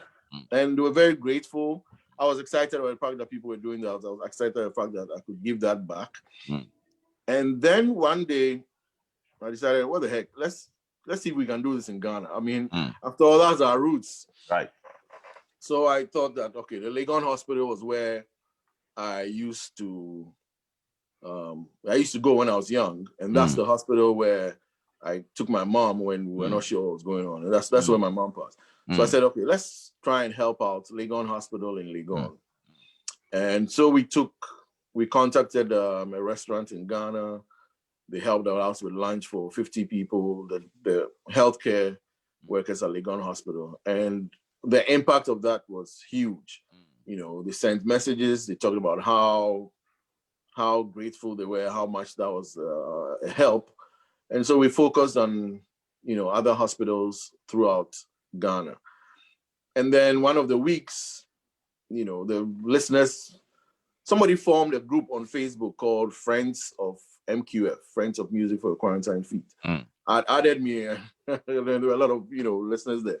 And they were always coming up with ideas, always very supportive about whatever we decide. And you know, I'm not much of a marketing guy. Mine is to sit back quietly and press play. I leave that to my sister-in-law Lillian and to Nana Sapo. So they came up with something that's like, Charlie, let's have an old school challenge. It's a school competition, donations. The winners will present food to a hospital of their choice in Ghana. So we did the old school challenge. That was the same week Kudjo and DJ came on. It was a huge Sunday event. We had Kudjo and DJ on. We had the old school challenge, and it was, you know, Wesley Girls High School. Or let me put in the right order before they kill me. St. Mary's Secondary School in Kolebu came first. As far as donations were concerned. So St. Mary's selected Kolebu Hospital as their choice. So we took lunch to the workers at Kolebu Hospital on behalf of St. Mary's Secondary School. Wesley Girls came second. They selected Ankafo in Cape Coast. So we organized food and stuff like that to Ankafo in Cape Coast. And Holy Child came third. So we took food to, I think they selected the Cape Coast Municipal Hospital. And we took food there on their behalf. It was, I was totally overwhelmed. Did not expect all that. We did that on their behalf. They were very grateful. They've asked for it again. I'm sure we'll do that, you know, later down in the year. But we did other things. We've helped a couple of orphanages. I need to put that out pretty soon because I didn't plan to go to Ghana in December, but I did. And I decided, you know what? We've helped these orphanages from afar. Let me actually pay a visit and see what it looks like. And that's that. So, you know, the music part is there, but it's become something else where we've used this opportunity. And it's not me. It's the people who watch. You know, I use the show's name to go out there and then it seems to say, oh, Charlie Fisho is doing this. It's not me. It's the people who watch the show who are doing all this. People who watch the show. I'm extremely grateful all the time for the audience members who watch this. And you know, they make me look good. They make me look good, but it's all about the people. Yes. Wow, that's amazing. That's absolutely amazing. Bigjoe, let's go to social. I'm sure some of your fans are making some comments over there. So let's see what comments we're getting on social media. Okay, you know what? I'm getting quite a lot of comments. I can't even keep up. It keeps vanishing out from my page I'm using. So I would say I do apologize for anyone watching us. If I can put out your read out your questions, please do bear with me. We do apologize. Today has been.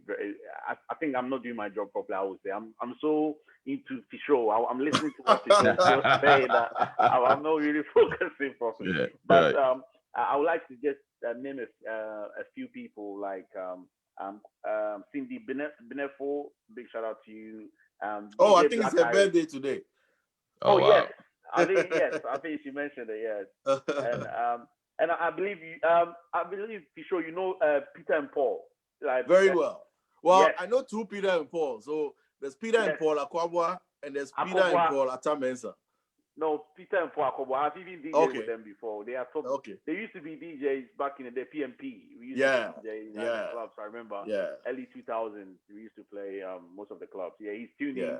He's loving the interview and in that good interview. Also, a big shout out to the man like DJ Black Flavor. Black Flavor is one of the good DJs in UK. Also, very very cool, talented guy. Also, very very unique. His question I was just about to read and it just vanished on my screen. I don't know what's going on, but I think we'll put it out there. We do apologize. We do. I'm going to do my best to answer some questions myself on there while the interview is going, because I think we don't have much time. Time has really gone past. So I think Kweks, I will throw it back to you for you to continue with the show while I try to just reply to some of the messages on Facebook. Okay, Joe, when we come back to you, at least read one or two questions, all right? We need to be able to get some of the questions in, all right? So I'll get it ready. I'll get two questions ready. Okay, absolutely. So Fisho, let me tell you this. I really enjoy your show. You know, and I am a DJ too. So I can appreciate good music, right?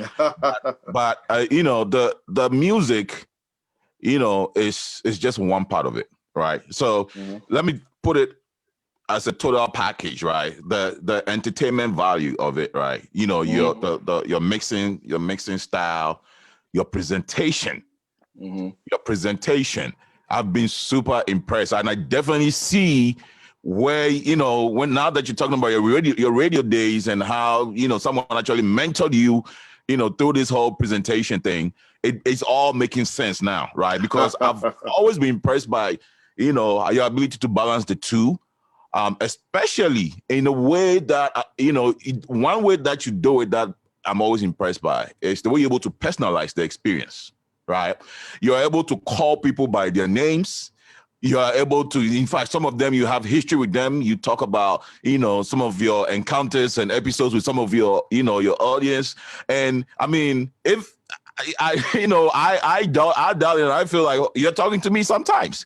So, you know, so kudos with that. That's just bravo. And I definitely see, you know, the reason for the success, right? Yeah. And so I see that as one of the reasons why it's just entertaining. One of the reasons why people would always want to come on the show.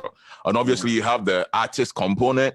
You know, it's great that you're able to, you know, feature all these great Ghanaian artists. You know, as to whether you have personal relationships with them, I don't know. Actually, you know, is that usually what happens? Is it your personal network that allows you to tap into these artists, or are the artists coming to you? Or is your audience pretty much doing the facilitation with the artists? All the above. I see. Some I have a connection with, because again, it goes back to the radio there. For example, last week we had Tick, formerly TikTok, is now Tick on the show. And I didn't bring him on. That was a connection through somebody else. But I knew TikTok just before he released Philomena. Philomena. I talked about it last week. I was working at Choice. He comes there to drop a CD about his incoming song. I listened to it. I thought it was a horrible song. I gave it back to him and said, Charlie, go and work on this thing. I don't think it's good. 6-7 days later, Philomena is like the most popular song on radio. It shows you my expertise in finding new talent is zero. Right? So I've known a lot of them from the beginning, the old hiplife artists. The previous ones, or there are others that I really don't, but there are people who are listening to the show, or people that I have relationships with earlier, that bring the artist on or recommend the artist for me, and then we let that go. And my interview style, I try not to attack, not to go negative on any artist. It's a free show you're doing. Right. It's a favor you're doing for me. Right. I don't need to bring you on and try and find out any embarrassing things. Right. And it allows me to find a little something different from each and every artist. Look, I've been very impressed with every artist that has come on. And you realize how deep they are. You know, all we know is about listening to them on radio and sometimes reading a little bit about what's happening on Ghana Web. But those guys are really, they know their business, really know their business. And I've been impressed from everybody from Stone Boy through Nana Mama Brown. Yeah, I saw that one. That was a great one. That was a good one. Yeah. Through everybody else. Yeah. Can I just go forward a few questions quickly? Bigjoe, finish and I'll just jump in there, Bigjoe. Okay. Yeah, sure. Yeah, Joe, go ahead. Yeah. Oh, okay. I thought Kudjo, you okay. No, yes. Bigjoe, go first, and I'll come in later. Okay. Yes. One from Kwekubako. Sorry, Kwekubedu. Sorry. Oh my goodness, it's going to be a naughty question. If it's Kwekubedu, it's going to be a naughty question. So what's the meaning? What's the meaning of 5 air or something? 5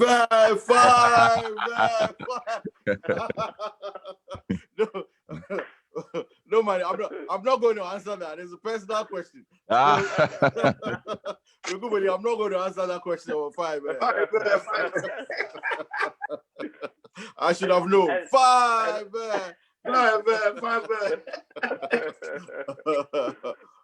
It goes back to Legon Hall days. I'll just leave that. I see. I think one more. I think we're running out of time. So let me ask one from Jinyami. He's a DJ in UK. He wants to ask, how do you play on Facebook without them catching you off, like copyright?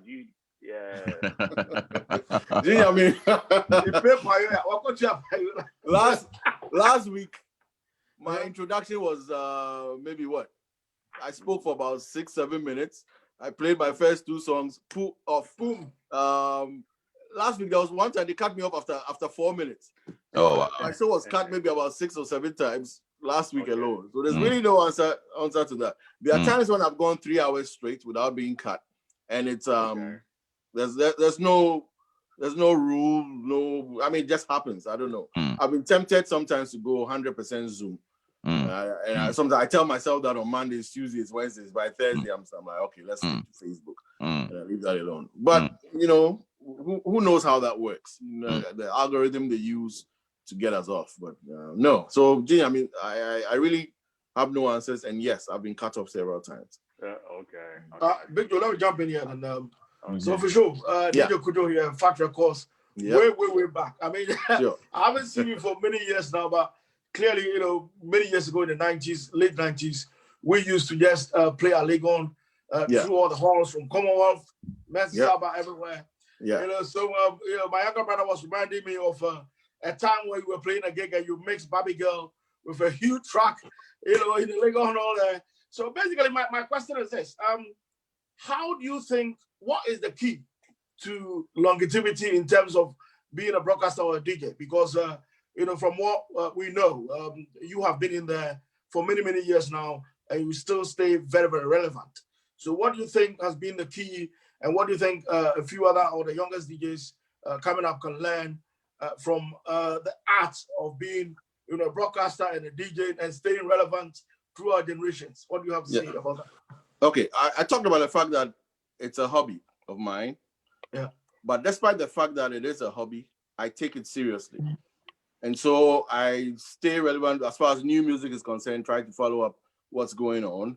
And anytime, and I talk about this several times, anytime I'm playing an event, whether it's physical or virtual, I always assume that somebody is watching me for the very first time. And that somebody told them, Charlie, watch this because this is Fisho.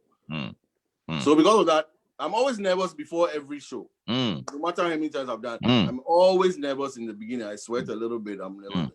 Always because I assume somebody on that side is watching me for the first time and wants to see what this whole big deal is about. Right. So I take everything seriously. And so that's one. I take everything seriously, try and prepare before every event.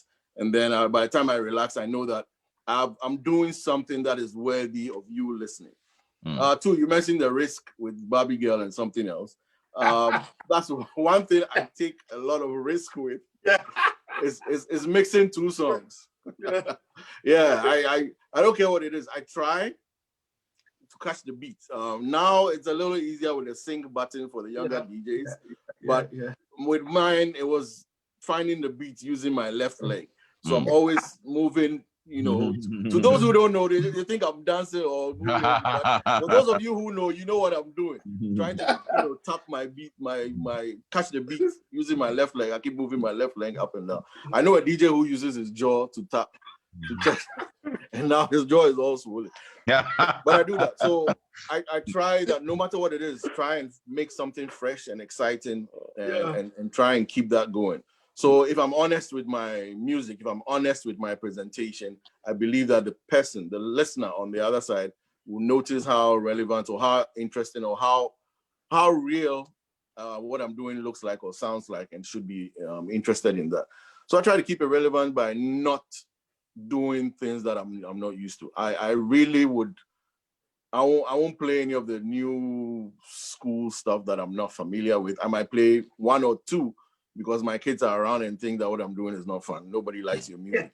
Might do a little bit, but I will not go anywhere and claim that I'm the best hip hop DJ out there because that's not who I am.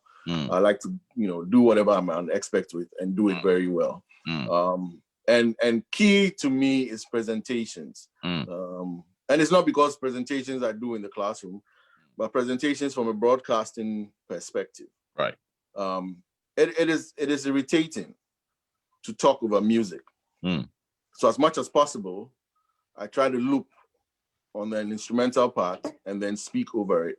Because every song you play, and I talked about that, I mentioned that earlier, every song you play, there's a portion of the song that's somebody's favorite. It could be the first lines in the first chorus. It could be the whole chorus. It could be some particular beat somewhere down the line. And you talking over it is going to let them say, oh, you're spoiling the song. Right. That's why sometimes you get, how we'll mix, we'll play 30 seconds, 45 seconds, mix it, and then go. And there are some people who hate that. They don't want you to mix all that all the time. So sometimes you just want to do a little bit of it. But if you're going to speak, you want to put it at a certain part where you're looping over instrumentals, but not over the words. And when I see a DJ doing that, I know that he has some broadcasting experience. Or he knows what he's doing. I can watch other DJs and all they do is talk. It might be fun, but from a broadcasting perspective, it is irritating and annoying. Right. And you don't want to do that. Right. So I just hope that, anytime I'm doing whatever I do, if somebody's interested in the broadcasting aspect of it, they can pick up a little bit from that and carry it from there. Right. Amazing. Wow. I hope DJs are taking notes. Bigjoe is also taking notes. I hope you're also taking notes there. But sure, someone wants me, just a quick, let me slide this one in there. Someone says, let me ask you he wants me to ask you what you did when you got stuck in France after a gig. Oh. All right, yeah. So we played at a function in France, and it ended at 3:00, and the car was supposed to pick me up didn't come. So I was stuck somewhere in the middle of France, and the only French I know is Je t'aime. What did we do? I don't even. We managed to get a taxi. It was me and Kwame Sefakai. So I was the DJ, Kwame was the MC, and we were stuck in the middle of nowhere and didn't know what to do. But we got a taxi about an hour later. I don't know who asked the question. Is it Kweku Bedu again? Or... Oh no, that was from Otobia. Oh my goodness, another Stalin girl. Yeah. So okay. So Fisho, let me ask you another aspect of the show. The one person you mentioned, Nana Sapon, because I know Nana too, right? And it's always entertaining to watch Nana doing his dance moves. you know, Nana and I worked before. He didn't show me that aspect of him. So there must be something you are doing to bring that aspect of Nana out. But you know, since then, when you started, it was just Nana. Then I saw, you know, Leslie and some of the other, you know, I see your wife every now and then. I see how much impact do you think that aspect, that visual aspect of it, to the experience? Yeah. Nana Sapon is an integral part of the show. Yeah. So I talk about show number 1. I put out an announcement and said I was going to play this from 5 to 7. And of course, my wife joins me on the. I mean, she was supportive right from beginning, which is another thing I don't take for granted. I think if she wasn't interested in what I was doing, I mean, I'll still do the show, right? But I don't know if the passion will be the same. The passion will be as much, yeah. So Nana Sapon sends me a message in the morning of show number 1. It says, Charlie Fisho, I'll be at your house. I'll come and dance. And I thought it was one of those text messages. I said, okay, fine. So I start the show, I'm playing, and I'm excited. I'm reading comments. I'm jumping up and down. I'm saying, I'm actually loving this Facebook Live thing. Then all of a sudden, I look through the glass door, and there's this guy dressed from head to toe, covered, holding a chair, holding Lysol, he brought everything head to toe, stayed outside, and just started dancing to the music I was playing. That was Nana. And it was exciting. Okay, so initially the camera is on me whilst I'm playing, and Nana was a different aspect of it. We could tilt the camera that way to find what the guy was doing outside. And he kept doing this every Sunday. Nana Sapon doesn't live 5 minutes away. He lives about half an hour away. Oh, wow. So, and he committed to it, coming all the time and bringing a different dimension to the show. And you know how it is like when you're playing in front of nobody versus playing in front of somebody. Right. That somebody for me was Nana. And to the world outside, they were also seeing, you know, somebody dancing on a screen. And Nana is a fun individual. He just carries with the flow. He just goes with it. And that was something that I really enjoyed. And he's carried it from day 1 till now. And then we built on it slowly. So Nana is the one that you see. Behind the scenes, my sister-in-law, Lillian Lamte, over in Minel Sebwate, over in Gastonia, Carolina. Yes, Belinda and I, we live here. The show is from our home. But if it wasn't for Lillian, trust me, I would have ended the show about 5 weeks into the show because it's okay. I've done a little bit. It's fine. Let somebody else carry on. But Lillian got excited about it and just said no. She got really into MQF and built it from her perspective. Has gotten very important to it.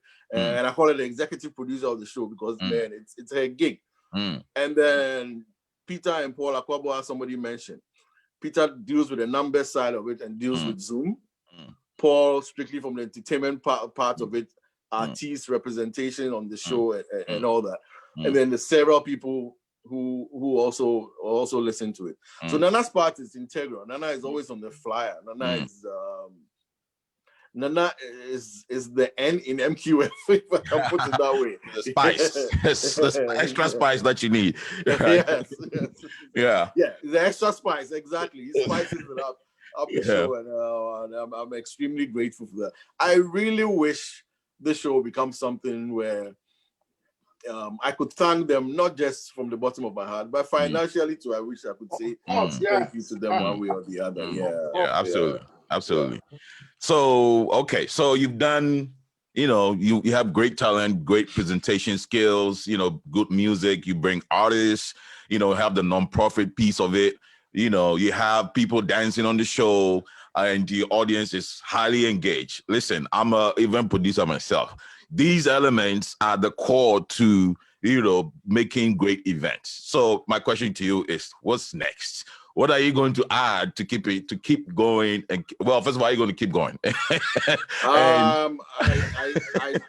If you had asked me this a couple of weeks ago saying we'll have 44 shows, I'll say 100% no. Okay. For now, I would say yes. It looks like we're going. I don't know how long or how far we're going, but yes, we're going. We're moving on with Music for a Quarantine Feed. It's become a little bit more than a music show. Right. It's become a philanthropy on its own, helping individuals, helping organizations, helping a lot. Some I make public, some I don't. Right. So because of that aspect of it, yes, we're going on. What else are we going to add? That's for me to know and you to wonder. Ah. For you to tune in. Excellent. Yes, make it your duty to tune in every Sunday. And I know. See how it goes from there. I know.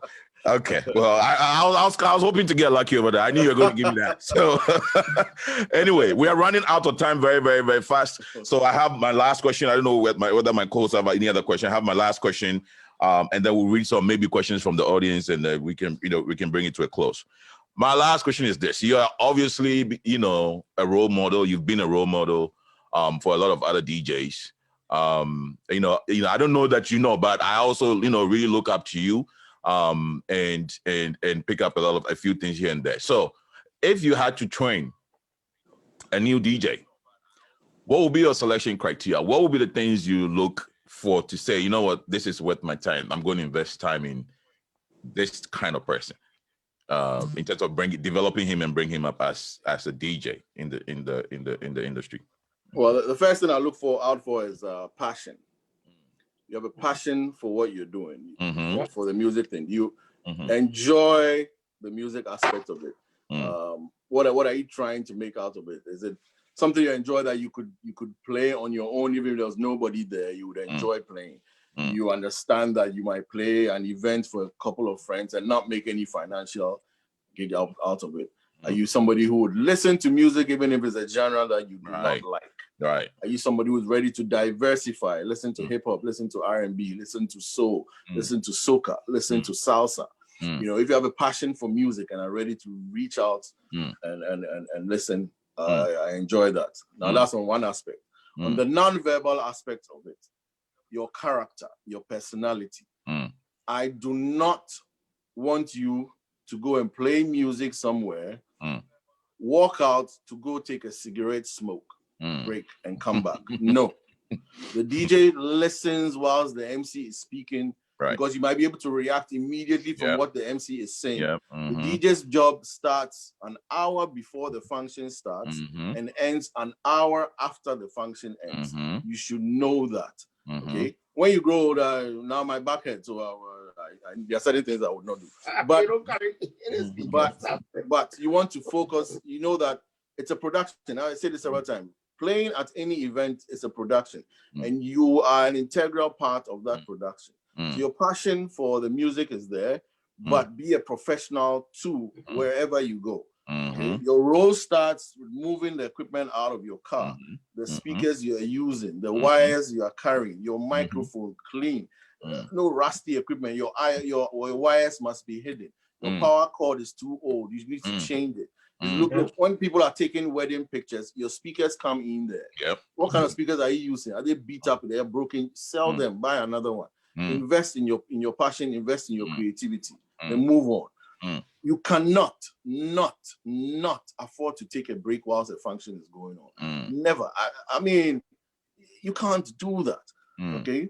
And over time, I've learned that there are a lot of functions I go to where I don't eat. It's not because I'm not hungry, but I want to focus on whatever is going on. Or if I'm going to eat, I'm going to eat right there. I'm not going to step out of the room and move on. Because a battery might die. Where you need to swap it immediately, and then they're looking for the DJ. Something could go wrong where it's not even music related, but the easiest thing for the MC to say is, "Hey, DJ, hey, no, you want to be there right up and say, that's not me, that's somebody else." So once you're at a function, you're 100% committed to being at the function, right? The same way when they are paying you, it's 100% committed to your paycheck, right? So if you're a professional, if you are passionate about what you're doing, the results would flow, and the subsequent results will flow. And so that's what I'm looking out for if I'm going to help somebody or going to recommend somebody else. Be professional in all aspects of it, passionate about the music you're doing, and enjoy. Charlie, a DJ, what do you do? Your job is to press play. If I told you your job is to go out there and play. What else do you want? Exactly. Kweks, I go one last go out there and play. For sure. In doing that, one last question for me. No pun intended, right? At all. One last question for you. Okay. So basically, as you already know, you are part of the Blackstar DJ group. And I think our biggest mission is to carry Ghana music, to anywhere that takes us. At the moment, we are looking at 300 DJs and over.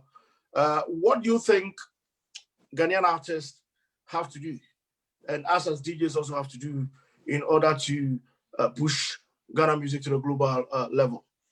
Well, I know that a lot of competition lies, most of the time they look at the Ghana music versus the Nigerian music. And a lot of people look at the numbers as far as the Nigerian artist is concerned. The last time I was looking, 1 in every 10 Black individuals in the world is Nigerian. And so from, as you know, from a hip-hop perspective, I was talking to one of the producers of Rick Ross. And what they're trying to do is try to do a collaboration with a Nigerian artist, and you can guarantee a whole wide range of numbers. So most of the time, that's what they're looking out for. But on our side, right, a few of our guys are doing very, very well as far as music is concerned. It is our duty or our job as DJs who have a passion for what we do to promote that. And I was look, if you listen to Kiddy Say Cheese, right? I listen to a lot of radio stations or a lot of, all these viral virtual shows that go around, and we played a lot, including me. Now, we know that Say Cheese has been remixed by Ted Riley, right? We don't play that version a lot, right? So if the audience here appreciates the music in Ghana, so much so that the great Ted Riley of Black Street fame has even put his name behind Kiddy's song to remix it and play it in the American market, and we don't play our own artist music, what do we do? What kind of help are we looking for? So it's up to us to promote that, push that a lot, okay? Whether it's Kiddy, whether it's Kwame Eugene, whether it's Akwabua, any of those songs, we need to step out of our way and then reach out and do it well. I've also heard the sound quality issues of sometimes of the music that is played, that the quality is not really good. That's why a channel or an outdoor version of or a channel like Blackstar DJs should have a relationship, some type of integration with a lot of the producers in Ghana, and tell them what we see from the music that we play. Your music is good, but the production quality needs a little bit of a boost. The recording quality needs a little bit of a boost. And then slowly but surely, we would get there. I think we've made the impact. We've made the noise a little bit. We need to step it up. We've seen the BET impact of, say, Sarkodie. We've seen the influence of Stonebwoy in not just in the UK, but in the US, the collaborations between that. And we know that we can pick it up. If I take Shatta again, come on, collaborating with Beyonce alone is more than anything that he could have asked for. So let's just this be the beginning of what the artists can do, where they can look at Ghana outside, they can look at the success of their music outside the four corners of Ghana, and know that you can reach the international market using, I know that singing in English is a plus, or singing in Pidgin English is a plus for the Nigerian audience versus singing in Twi or any of our local languages. So maybe you can influence that aspect of using the Pidgin English a little bit in some of the hit songs and then getting it out there.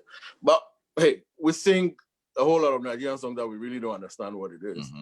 So the language aspect, so the language aspect might be a small factor, but I also think it plays a role. That if it's in Pidgin English where your audience can pick up, it's one of the things that we identify. So yeah, we can do something from the Blackstar DJ's point of view by pushing Ghanaian music well, using the music aspect of it, but also having deliberation or collaboration with the producers of a lot of our artists and say, and I think they will have a willing ear. You know, we're not coming out as two known individuals. We don't know it all. The little we know it well. What we don't know, we're prepared to learn. And that's the aspect I would take from that. Right, absolutely. And talking about that, I think that, you know, one of the things that Blackstar DJ started doing now, you know, if you're just watching, you know, welcome to the show again. This is the Spotlight Show with Blackstar DJs. We are featuring the man himself, DJ Fisho. And we are currently talking about, you know, taking Ghana music global. One of the things that Blackstar DJs is doing in that regard is making sure that Ghanaian talent is accessible. In the absence of radio, our traditional radio that we are used to, especially in the diaspora, one of the most effective ways that people gain access and get to experience music is through the DJs. And so when you're playing, when you make it easy and you have a platform where people anywhere in the world can easily find any top Ghanaian DJ to play at the various events, not just at their own event, but at festivals and other big events in the various countries. We know there's a platform where you can always hire a Ghanaian DJ. I think that's one of the ways that Ghana music can travel very fast. And eventually, we're going to make it also possible that people can book Ghanaian artists through the same platform, so that Ghana talent in general is very accessible, right? So definitely check out Blackstar DJs if you are watching, see what kind of talent we have out there. Fisho, I think I have one more question before we leave. Sorry, I know I said that was my last question. No problem. I'm enjoying it. I mean, this conversation. I'm not DJ, so I'm not on my feet. Right. I'm not sweating. I'm just chilling, relaxing. Exactly, right?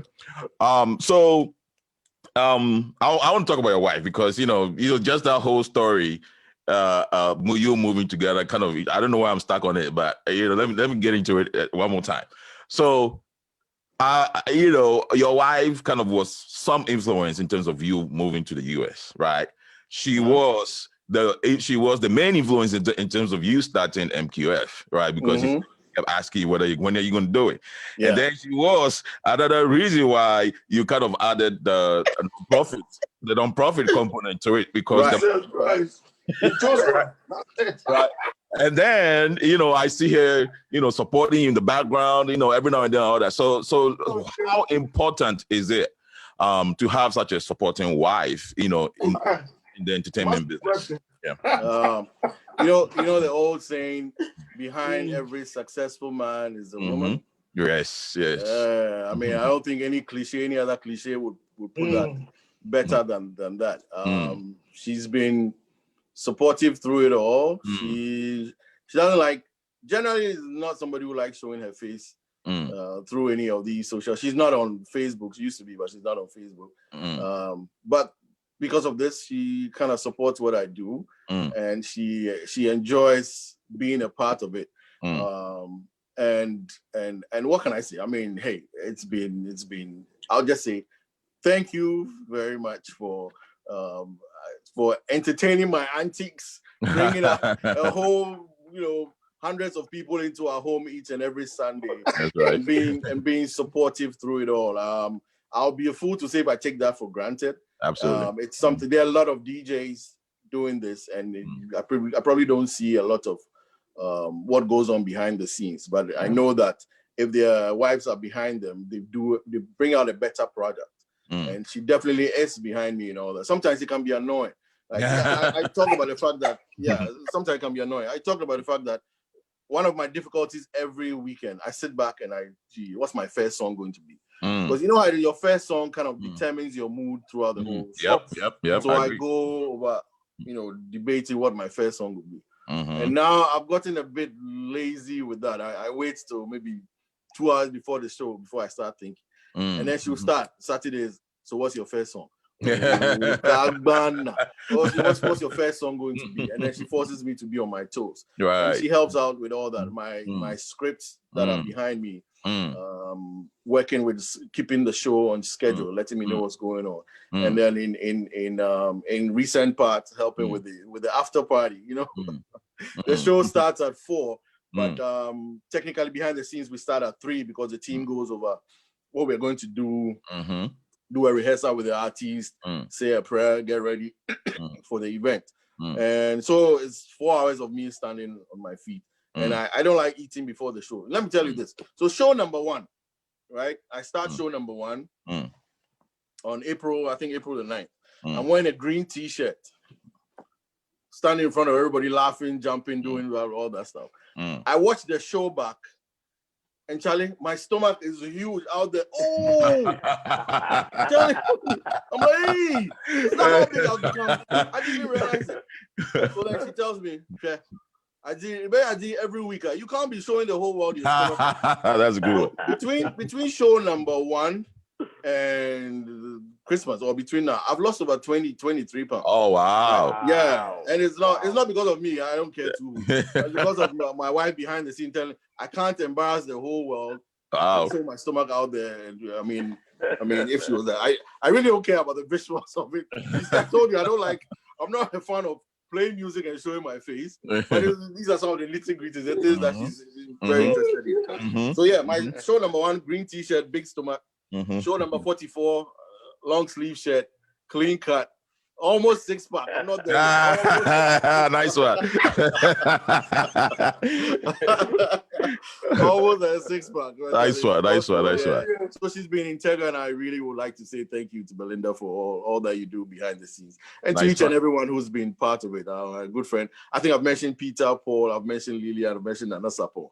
I would also mention Charlene Maxwell, who right from I think on show number 7 or so, she sent me a message. Hi, Fisho, is it okay if I bring food to you? I said,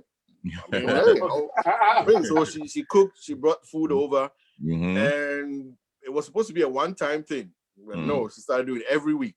Wow. So Charlene, caters after the show. We all sit down, have a wonderful time, enjoy dinner. After that, I don't eat before the show starts. I have a lot of water about 11, 12, 1 o'clock, and then get ready up. So everything is done. We eat. So that's cool. So thank you to each and everyone, especially the listeners, each and every Sunday. I know that as soon as it starts, you see the regulars out there. I can't even mention names. So everything's going through my mind. But Love Encho, you mentioned Love Encho there. She's there. Lyrics, Anita, Net, Abigail, Maria Brustego, MFA, Kweku Bedu, Maya, Victor Bampo.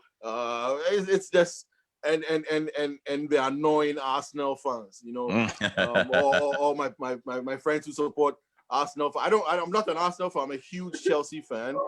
But I understand. I'm somebody who has compassion for people who support Arsenal, and I know their pain. So part of my show is actually to put a smile on Arsenal supporters. So it's one of those things out there, which is very, very, very cool. So and all those who've one way or the other advertised on Music for Your Quarantine feed, all the various sponsors we've had throughout the show. Thank you. We're grateful for that. World Remit has been one of our sponsors earlier on, as you noticed, and they are coming back again in February because of the impact of what we did for them, and we are grateful for that. And for various organizations around the corner that have advertised one way or the other, we're grateful for that. I think it's fair to say the show is no longer yours. It belongs to your people, your audience. I think, and talking about your audience, Joe, before we let Fisho go, let's see if there's any, last minute questions that we haven't answered yet on social media. I think, to be honest, today, I don't know. I do apologize for people on Facebook. You are enjoying this show too much, Joe. Yeah, you're enjoying this show too much. There's so many. But I think one more question. One question that will probably someone I think I saw it before it vanished was someone wanted to know if you ever worked for GBC. No. I never worked for GBC. My first broadcasting started with Sunshine Radio in September 1st, 1995, I think it was.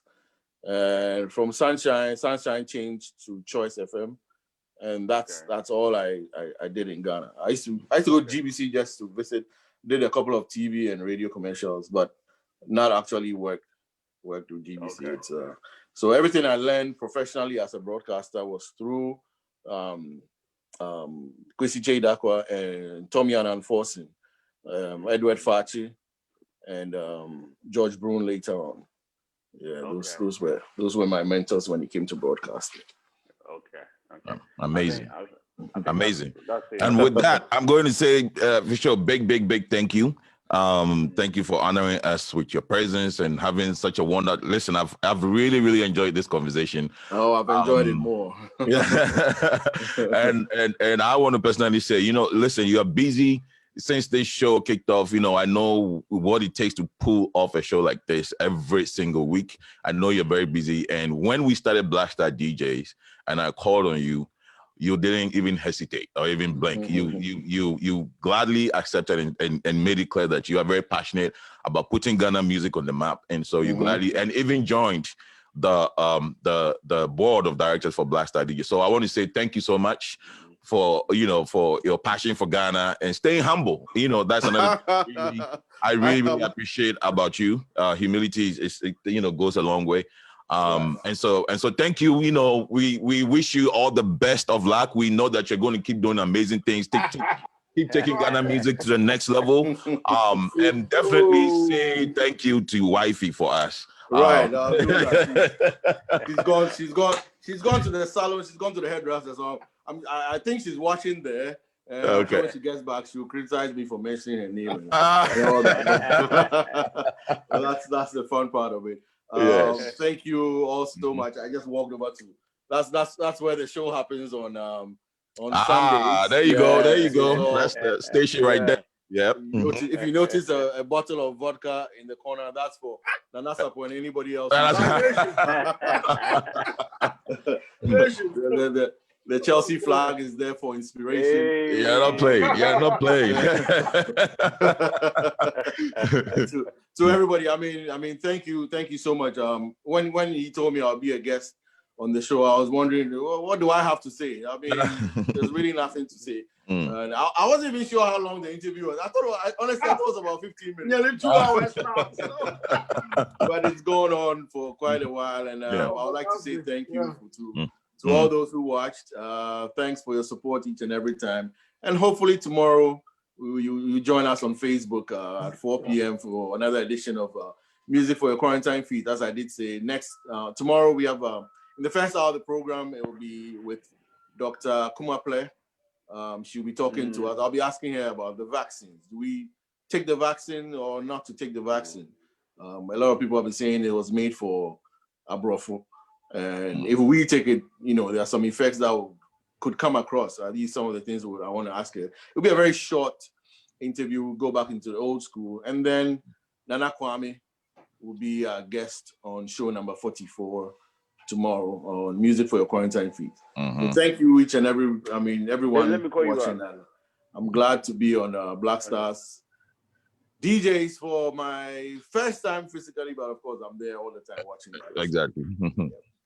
Thank you so much. And definitely, guys, make sure if you've never heard of MQF, Music for Your Quarantine Feed is hosted by the man you're seeing on the screen, DJ Fisho. Let me tell you something. This is a very, very entertaining show. I've been there a few times. I've had a blast. Listen, my wife absolutely loves that. You told me that. Yeah. And she asked me, how come? He said, Fisho has all the rich people. All their houses look very good. So we will be tuning in as well. The Blackstar DJs definitely will be tuning in and supporting you. To the audience, thank you so much for tuning in, for being with us. It was supposed to be an hour show. Now we are over. I think we are 2 hours now. We've been enjoying ourselves too much, but I think we have to bring everything to a close now. Thank you for tuning in. Until the next Spotlight show, we say bye-bye. Bye. Bye-bye, guys. Thank you. Right. Over 200 of your favorite top Ghanaian DJs across the world coming together to create the largest online Ghana music platform. This is how we do each and every time. Blackstar DJs worldwide. Blackstar DJs worldwide. Although I love you from my heart, I'm not gonna lie, I want you for my heart. And then you raise show. Blackstar DJs. All your top Ghanaian DJs worldwide. That's right, shut on the background. Ghana songs for worldwide. Let's go. Follow the Blackstar DJs movement on Facebook and Instagram. Blackstar DJs worldwide. Or visit our website now to book top Ghanaian DJs for your next event. Anywhere in the world. at www.blackstardjs.com. Let's go, Ghana.